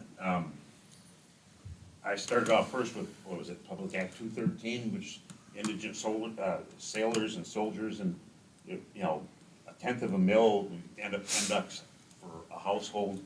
I don't think he wants to do that. I think he's heading in the direction of an authority. And so, yeah, I want to support him, and I think it is, and I felt this way for months. In fact, since the last time we brought up Public Act 213, and Ashley, you can fill us in on whatever you would like with your conversations in the direction you and Dave are moving. I want to get him another VSO immediately, but we may have to set up the authority first, and that's not easily done. You want to fill us in here? Correct. The last time I spoke with Dave, we were taking a different direction, and actually, I have a meeting scheduled with him on the 8th. So I have no information to update right now on that, because I don't want to speak before him and I have a conversation. I can and will support him wholeheartedly, but this may be, until we get a list of what he needs, a tad premature. It's not undeserving. It is a good idea. Well, Mr. Chair, I disagree with you 100%. This conversation happened with many different boards, and nobody's ever moved forward with doing anything to give them extra money.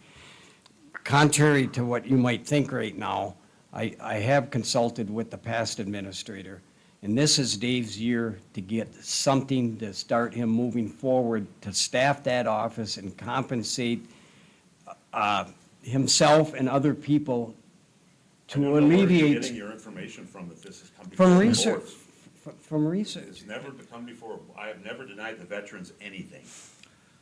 So We I've had, been on here we for had 13 years. leaderships from different veteran organization groups saying Not the different. county boards then.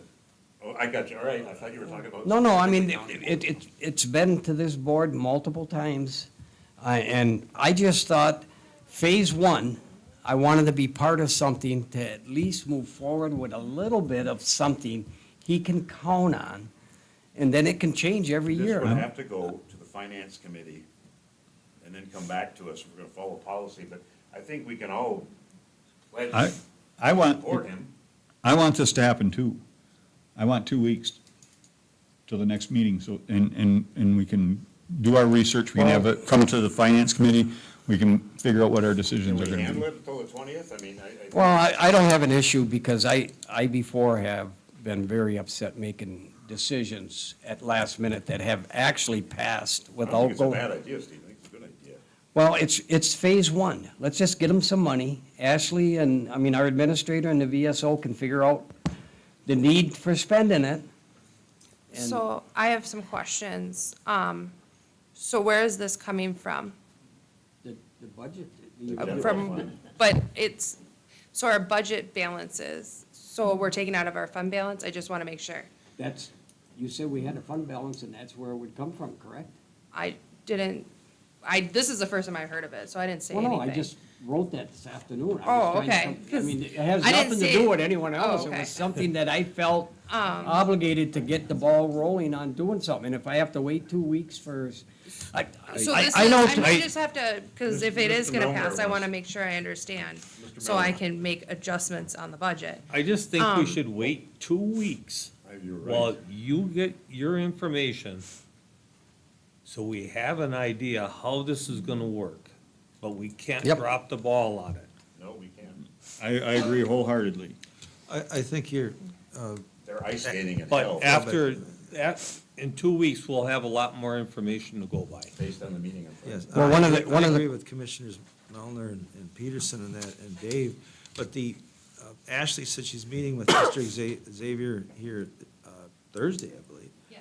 Okay, that gives time for and this is pinning him down also, because we've had these different directions. And to just come in and say, let's just get them started, no, let's get this set. And then that would give the opportunity for the Finance Committee to meet with this, and Mr. Xavier could be, or Xavier could be, in their meeting, Ashley has with him, could have something that we could present there, and then bring that before this board. I will withdraw my second based on the And I'll, package you're meeting. and I'll withdraw my motion pending the discussion be followed through that we've talked about. It's not going away, and we're not gonna lollygag, I can guarantee that. Well, my biggest concern is, happen. We're finally gonna move forward on this. Something's gonna happen in 2 weeks, one way or the other. My other concern was taxing the public again. We're already, not that they wouldn't support it. I just thought little wheels turning first to get the big wheels, because I know eventually I talked with him, and don't quote me, but he needs $250,000 to do everything the way other counties do, and that's a lot of money. You're probably, I can't speak for the man, and I wouldn't try, but you're probably gonna see him approach the board, requesting the board's permission to send it to the public for their. Well, that's fine, but that's why, I just want something done now, and we can move forward with anything else. I agree We need to with do your it, it's urgency been too long. This is our second year, this is something I want to accomplish right now, by the next meeting. I agree with you. Direction. And I don't We can't disagree drop with you. the ball on it. Nope. No, I would suggest that it goes to, after Ashley has her meeting, that we go to the finance committee and we discuss to see what we can do. Okay, great. Very good. Item 16 is, can't read my own writing, actually. Truck. Building The and truck zoning. For the zoning, okay. Our truck is 16, go ahead, Yes. anybody who has, Ashley? This was brought before to the Finance Committee, and it has been recommended that the general fund finance the remaining balance of $22,820 for the building and zoning administrator. The building and zoning department truck needs to be replaced. We were projecting to replace this truck in the next fiscal year. However, with researching trucks on the Michigan bid system, an opportunity of a 22 Dodge Ram came about, or I'm sorry, it's Ram, became available at a reasonable price that would actually save the county thousands of dollars if we make this purchase right now instead of waiting until we can purchase next year, which would be a 2025. And we probably wouldn't get, because it's a year old, we wouldn't get the discount. And it looks like the cost is what, 42,820? And it has 53 miles on it. Where's the money coming from? half from, well, the 20,000 from building and zoning, the remaining from the General general budget, fund. okay. So we'd have to make a budget amendment for that, too? Okay. I'll move that we purchase the truck as a cost-saving measure, as, I'll support that. Motion by Commissioner View, supported by Commissioner Peterson. Additional discussion.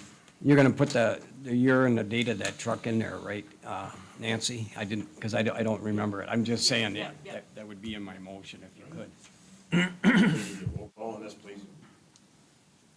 Commissioner View, Yes. Peterson, Yes.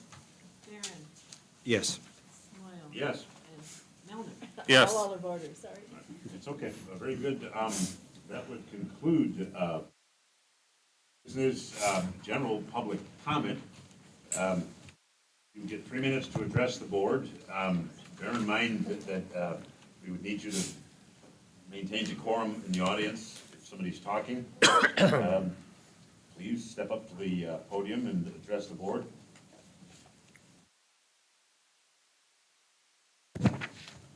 Thank you. Hi, well, you're welcome. Good evening. My name is Judy Adamini, and I'd like to speak tonight on the subject of decorum.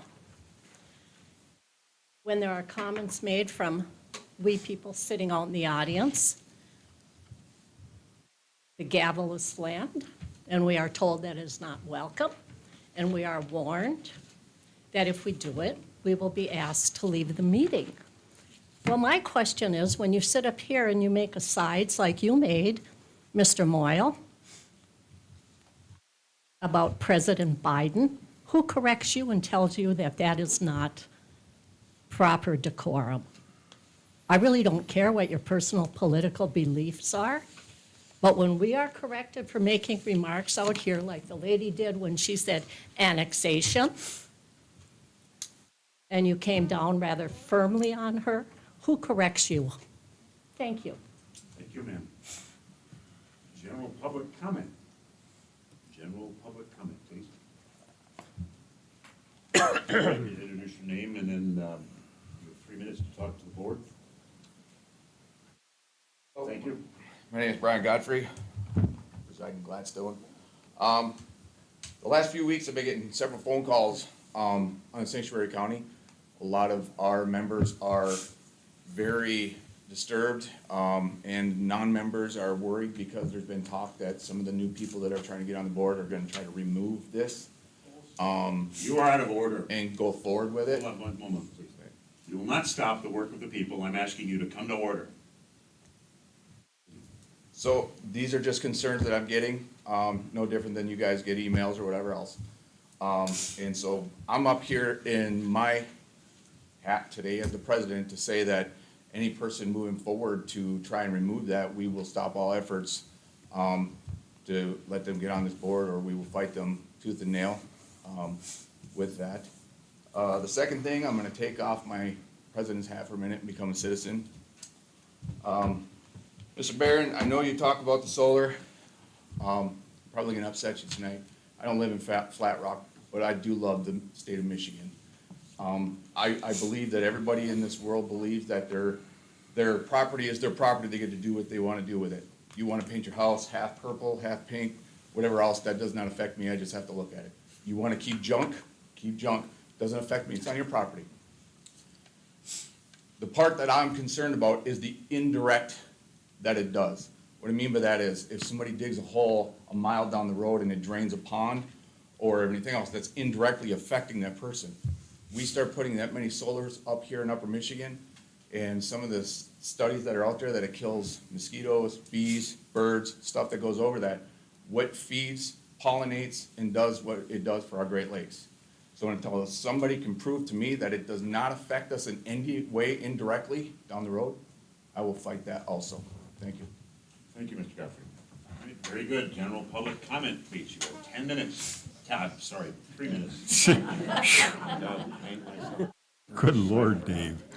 You have 3 minutes, please. Sorry. I love that when you always say 10 minutes, just when I'm starting to come up here. Bonnie Hakala. First of all, I'd like to remind everybody that we have a presidential primary on February 27th. because it's very early this year and people might forget to vote, so I need to get that in there.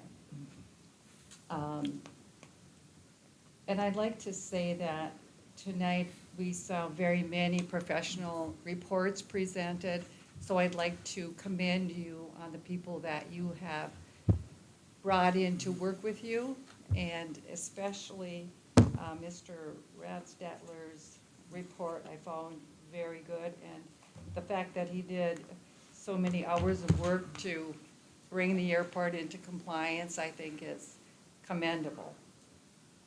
And I do believe we need to complete the investigation of what went wrong there, because you do want to not have it happen again. And I think you're halfway down the road, might as well complete it and find out what's what, and make sure it doesn't happen again. About the solar, I know that we're talking about, Ed McBroom had mentioned about the timber production, but he also mentioned farmland. A lot of people own land in the UP, but they don't live here. And he said he rents land for production of hay and stuff for his dairy cows. And if they have an option of getting a lot of money for solar or selling to him, you know, using his land for a small amount of money, then there might be a real strong inclination to go for the solar. And one thing that our country is facing is food manipulation. We're in a food war too. It's not only energy, it's food, it's farmland, it's the people in the UP can be independent, we can live independently, we have water, we have deer, so we could live independently. So we're kind of a threat to the elites who want to control us. So we need to keep that in mind. What do we want our land to look like, especially for the future generations? So, and I'll always say, we live in a constitutional republic. It's not a democracy, not yet. It's being eaten away slowly into democracy, but it's a constitutional republic. Thank you all for what you're doing. Thank you, Bonnie. General public comment? Anybody interested, please address the board.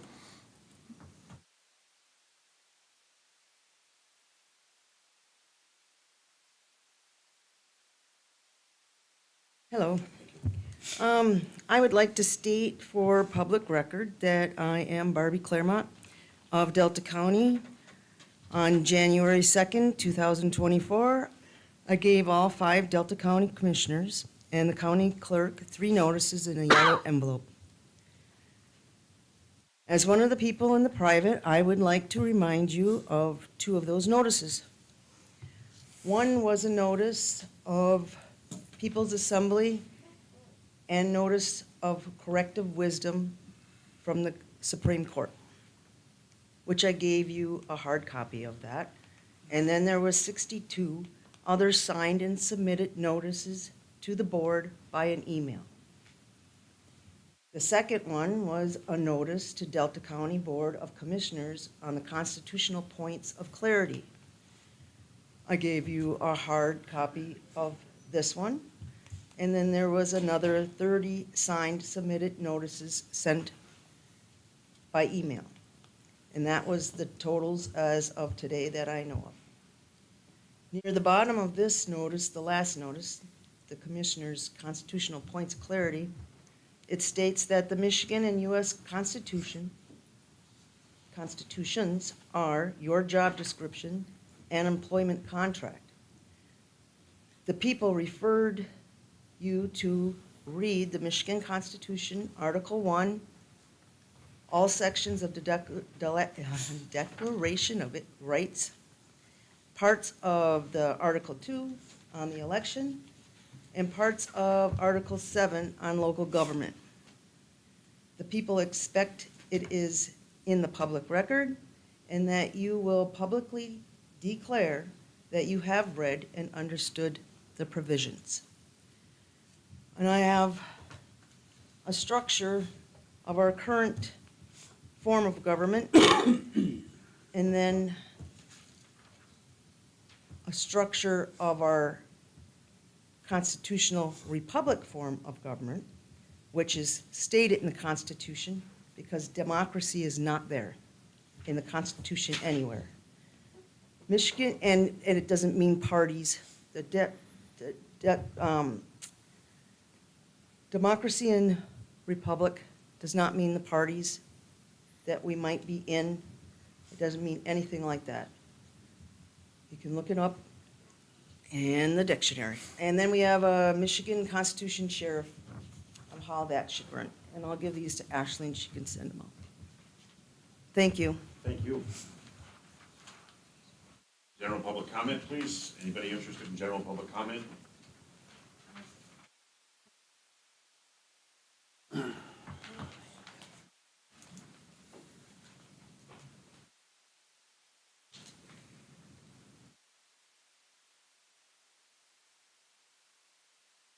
Public Statement 2624, Teresa Ross, Ford River Township. It has been a year since the board fired Administrator DeSalvo because she addressed ethics and lack of transparency. Unfortunately, instead of providing more transparency, the majority of the board have doubled down on trying to gaslight the public. Just this week, I was blocked on my comments, were removed. What was it? Go ahead, please. Go ahead. Were removed on Bob Peterson's, I noticed that my timer was not starting, sorry. Is that in reference to Facebook? Removed, Facebook campaign, yes. Yeah, please restrict it to county business. We have anything over Facebook. Thank you. 3 of you are facing a successful recall petition and your jobs are in jeopardy this May. One would think that would induce a more honest and transparent board. Instead, the chairman has lied to us. The most recent example is hiring of his personal attorney and called constituents names like drunken pig and local libtard. All right. Mr. Peterson Stop, has please. lied to us. Stop, please. Scott Graham has never been my personal attorney. Mr. Chair, I'm not gonna put up Mr. personal Chair, assaults. You're out of order, sir. I'm running the meeting. I will not let people spread lies about us. There's nothing in my policy. it's that- personal opinion comments that are allowed from the public. I'm not saying we have to agree with it or consent to it, but I think they have. You're out of order in the audience, please. No, I would just like the floor. No, to- I am not out of order, and I will warn you again. Next to be asked to leave the room. Work of the people will be conducted by the 5 elected representatives. You have your time to speak. Continue, even though. I'm not condoning it. It's understand. freedom of the people to make a public comment. I And, understand that. and So we should Can I- tolerate personal attacks. I have, Well, I'm not- I have. It's just part of the Continue, go position. ahead. Yes, please. Mr. Peterson has lied to us about other counties only providing Zoom during the pandemic. Mr. Barron continues to push his own personal agenda and subjecting us to his religious and political ideology. On the other side of the spectrum, a large community of folks who are willing to fight for positive change have united. We are made up of both Republicans, Democrats, Independents, and even libtards. We are many voices, but we have one thing in common. We care about integrity, and we love our community. Thank you, Emily DeSalvo, for being the catalyst that made us start paying attention.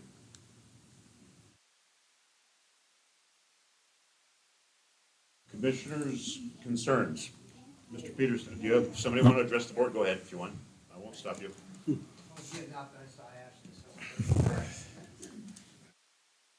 Rory Mattson, Escanaba. As you all well know, we had a problem out at Fuller because there was something passed in, what was it, the 80s or 70s, and we never knew about it. So I just wanted to bring up a little history, because basically Tom Elligert's gone, who was our historian on parks. Dave Schultz is gone, and then Dave Rivard knew a lot too, and of course, we lose this history. What I'm bringing up is what was brought up tonight about the 2007 commission. When Conservation District took over the park in 2010, they called themselves the authority, whether they were authority or not, or just a commission. But basically, it was composed of those individuals. The Conservation District, which I keep hearing, did not have a parks board. We did.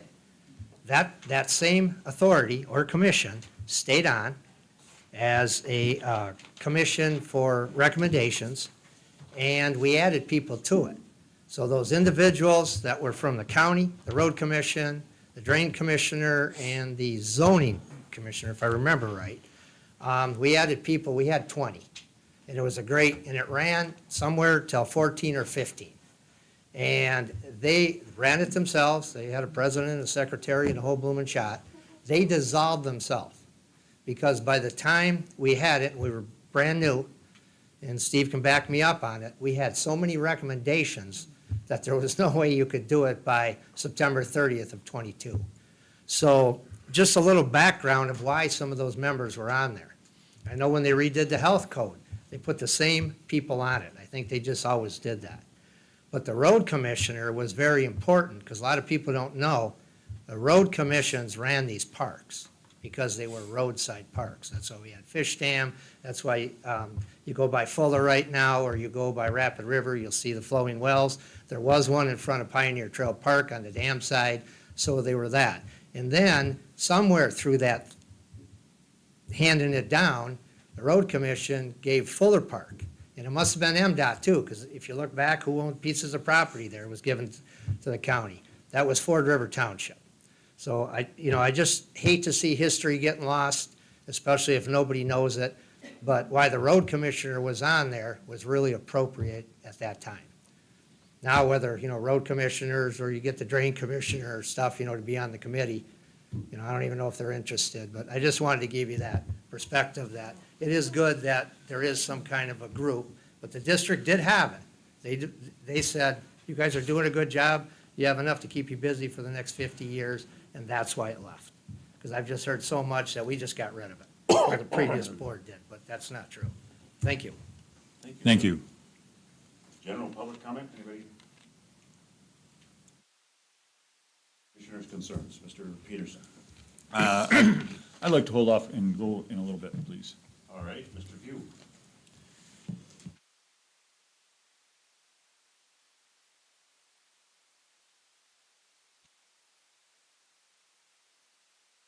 First, I always feel rushed, and I wasn't coming to the defense of somebody wanting to talk negative to the board or to Pacific commissioners. I meant no disrespect. I just wanted to respect anyone from the public to say anything they want. That's just what the USA means to me.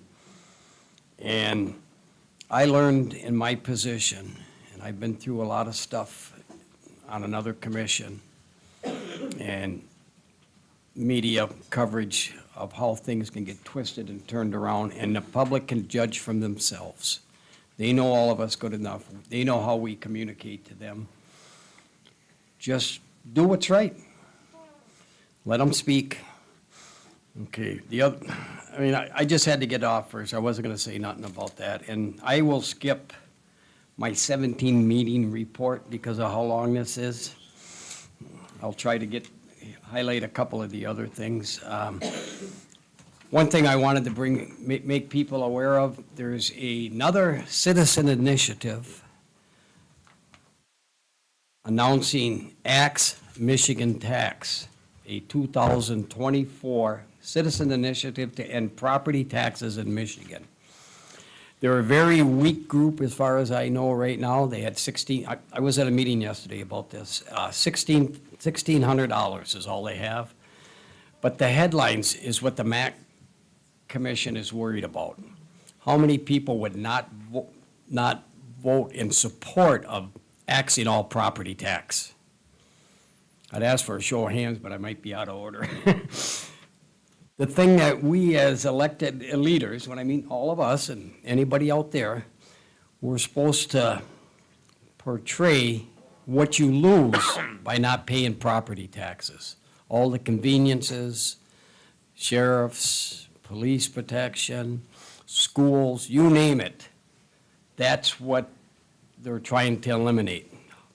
So think for yourself, if it does come on, they have to have 550,000 signatures and 350 have to be good.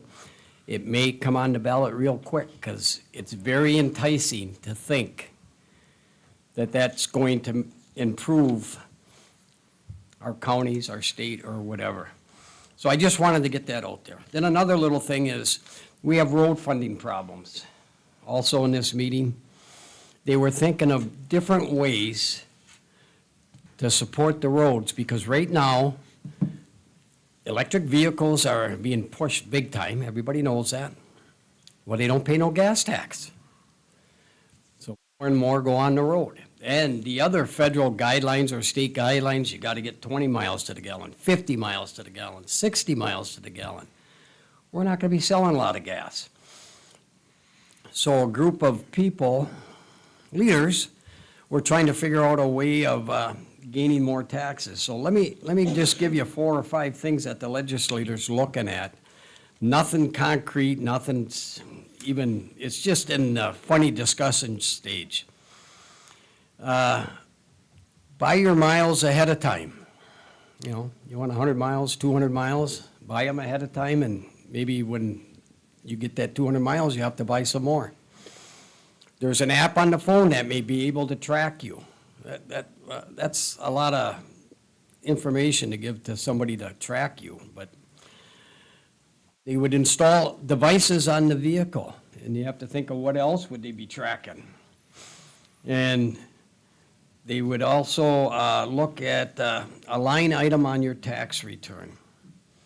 So just keep that in mind. If anyone out in the public has a better idea on how to do this, maybe we should get a hold of our legislators and tell them something different.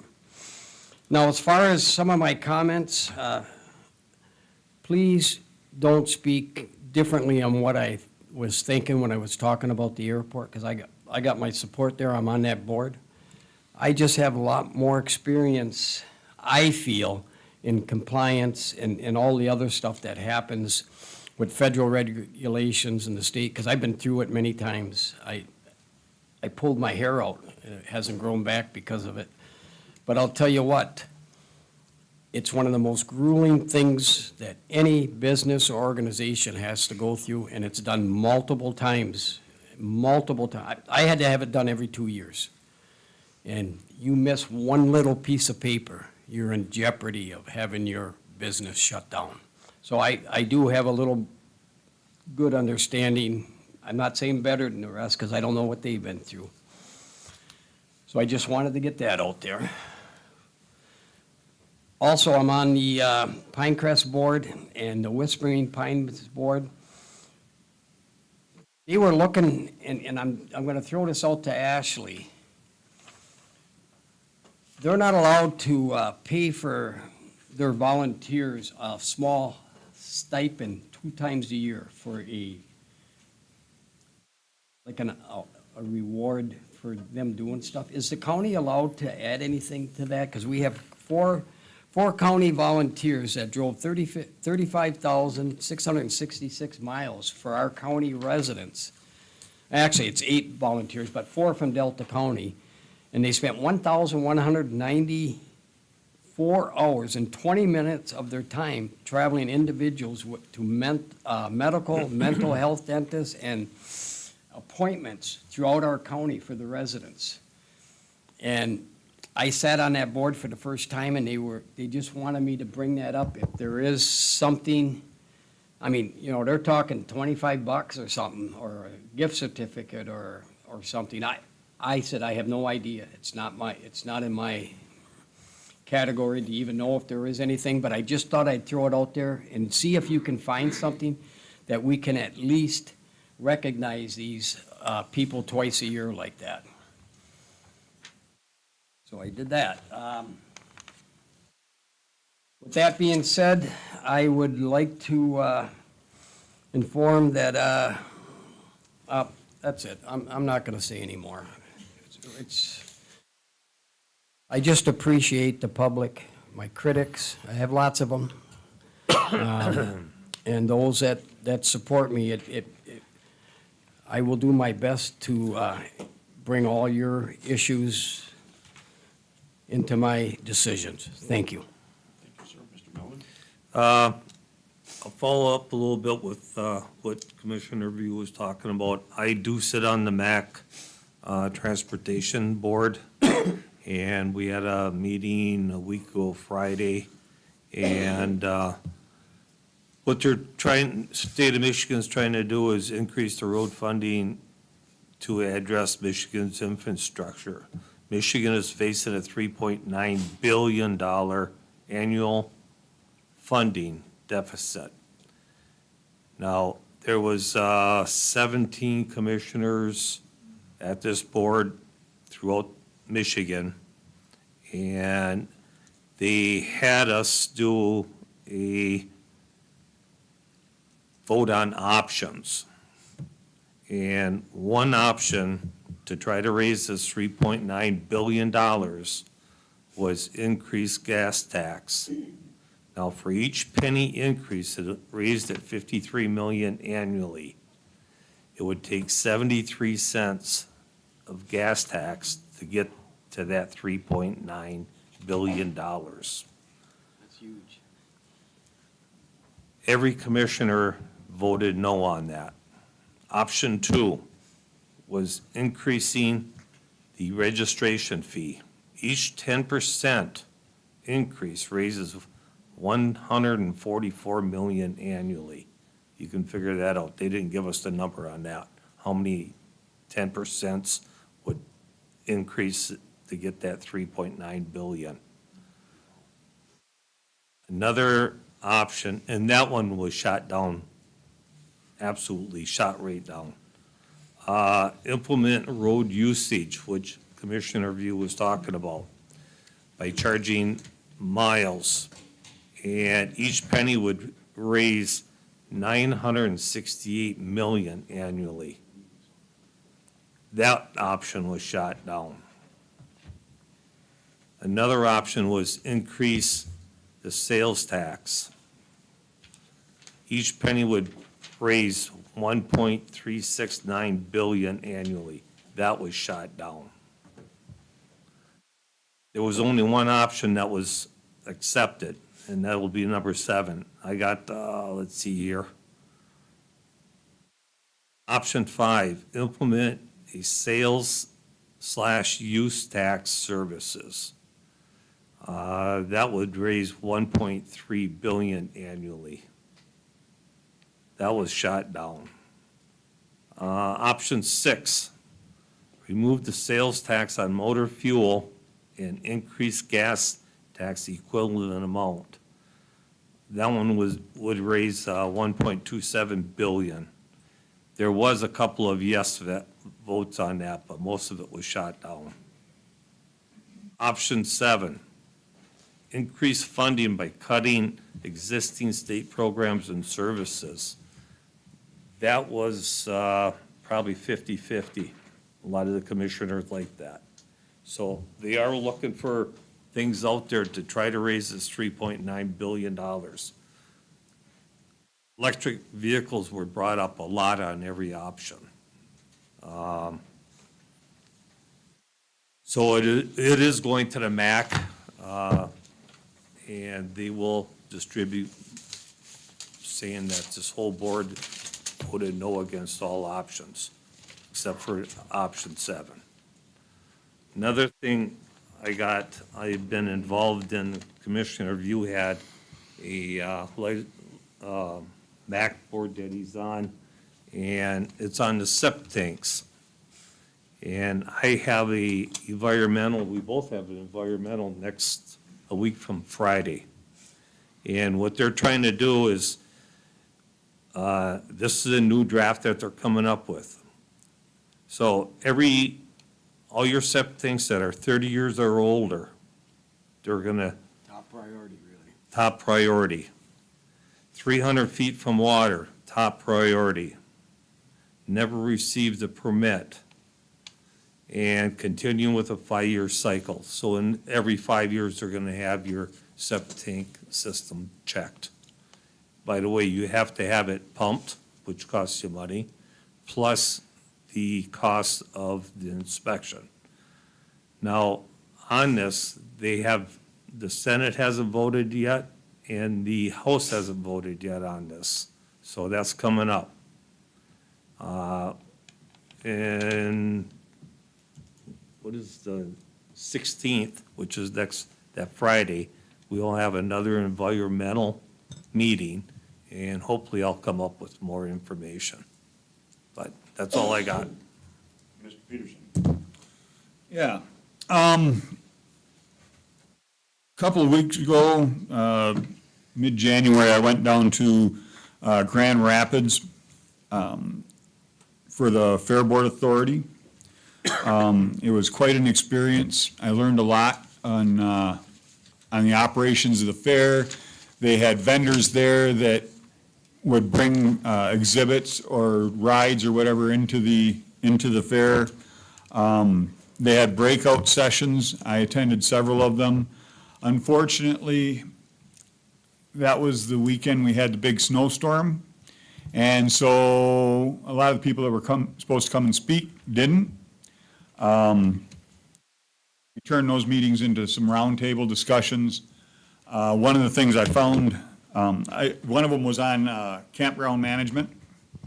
And the instructor didn't show up, so I wound up sitting in on it. And like I said, it turned out to be a roundtable. And I was amazed that almost every county that has a fair is having issues with sewer and water. Which is kind of, because last Friday, I spent time with the Fair Authority looking at getting sewer and water for 2 bathhouses. And that's something that we're working on. I got involved with it and got a plan of action right now. But we've got to meet with, it's going to be a combined effort with Escanaba and Delta County and the Fair Board. So there'll be a couple more meetings on that. But we're hoping to act pretty quick on that. We want to fix 9th Avenue that goes up along the Fair Board. And if any of you ever have driven up it, it's a mess. They want to get that road fixed because in 7 and 28. 2007 and 2008, they're going to be tearing up Lincoln Road. And it's going to be a couple of years. They're going to put it down to 1 lane each way. And so when the fair hits, imagine the traffic. So they want to try and get 9th Avenue taken care of so that there's another way to come into the park.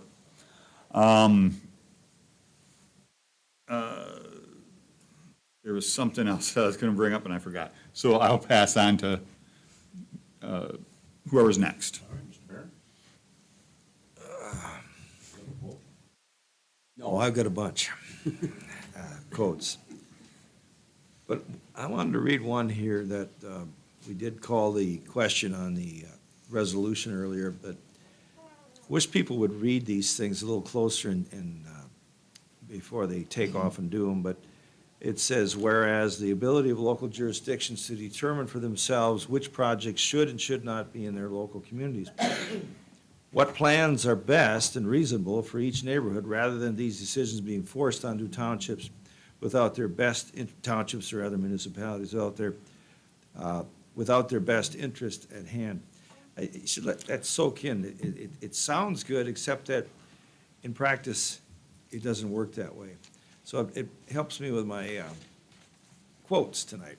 This one is, no change of circumstances can repair a defect of character. Ralph Waldo Emerson.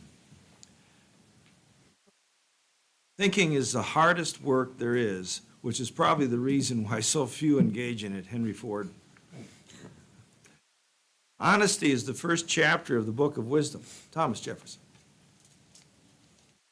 The future of success of America is not in the Constitution. Again, I'll repeat that. The future success of America is not in the Constitution, but in the laws of God upon which this Constitution is founded, written by Secretary of State, President of the United States. the father of the U.S. Constitution, James Madison. Thank you. Nancy? No, thank you. Let me, I am charged by our rules and procedures to maintain order in a meeting and conduct an environment in which we can make a meeting.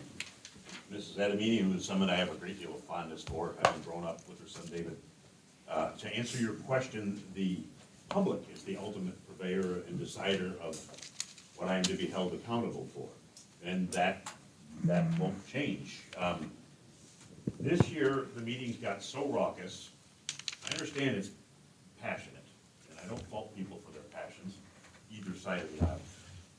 But you cannot run a meeting, from my perspective, if people are shouting in. And it got so bad that I tried to give people the benefit of the doubt earlier on in 2023.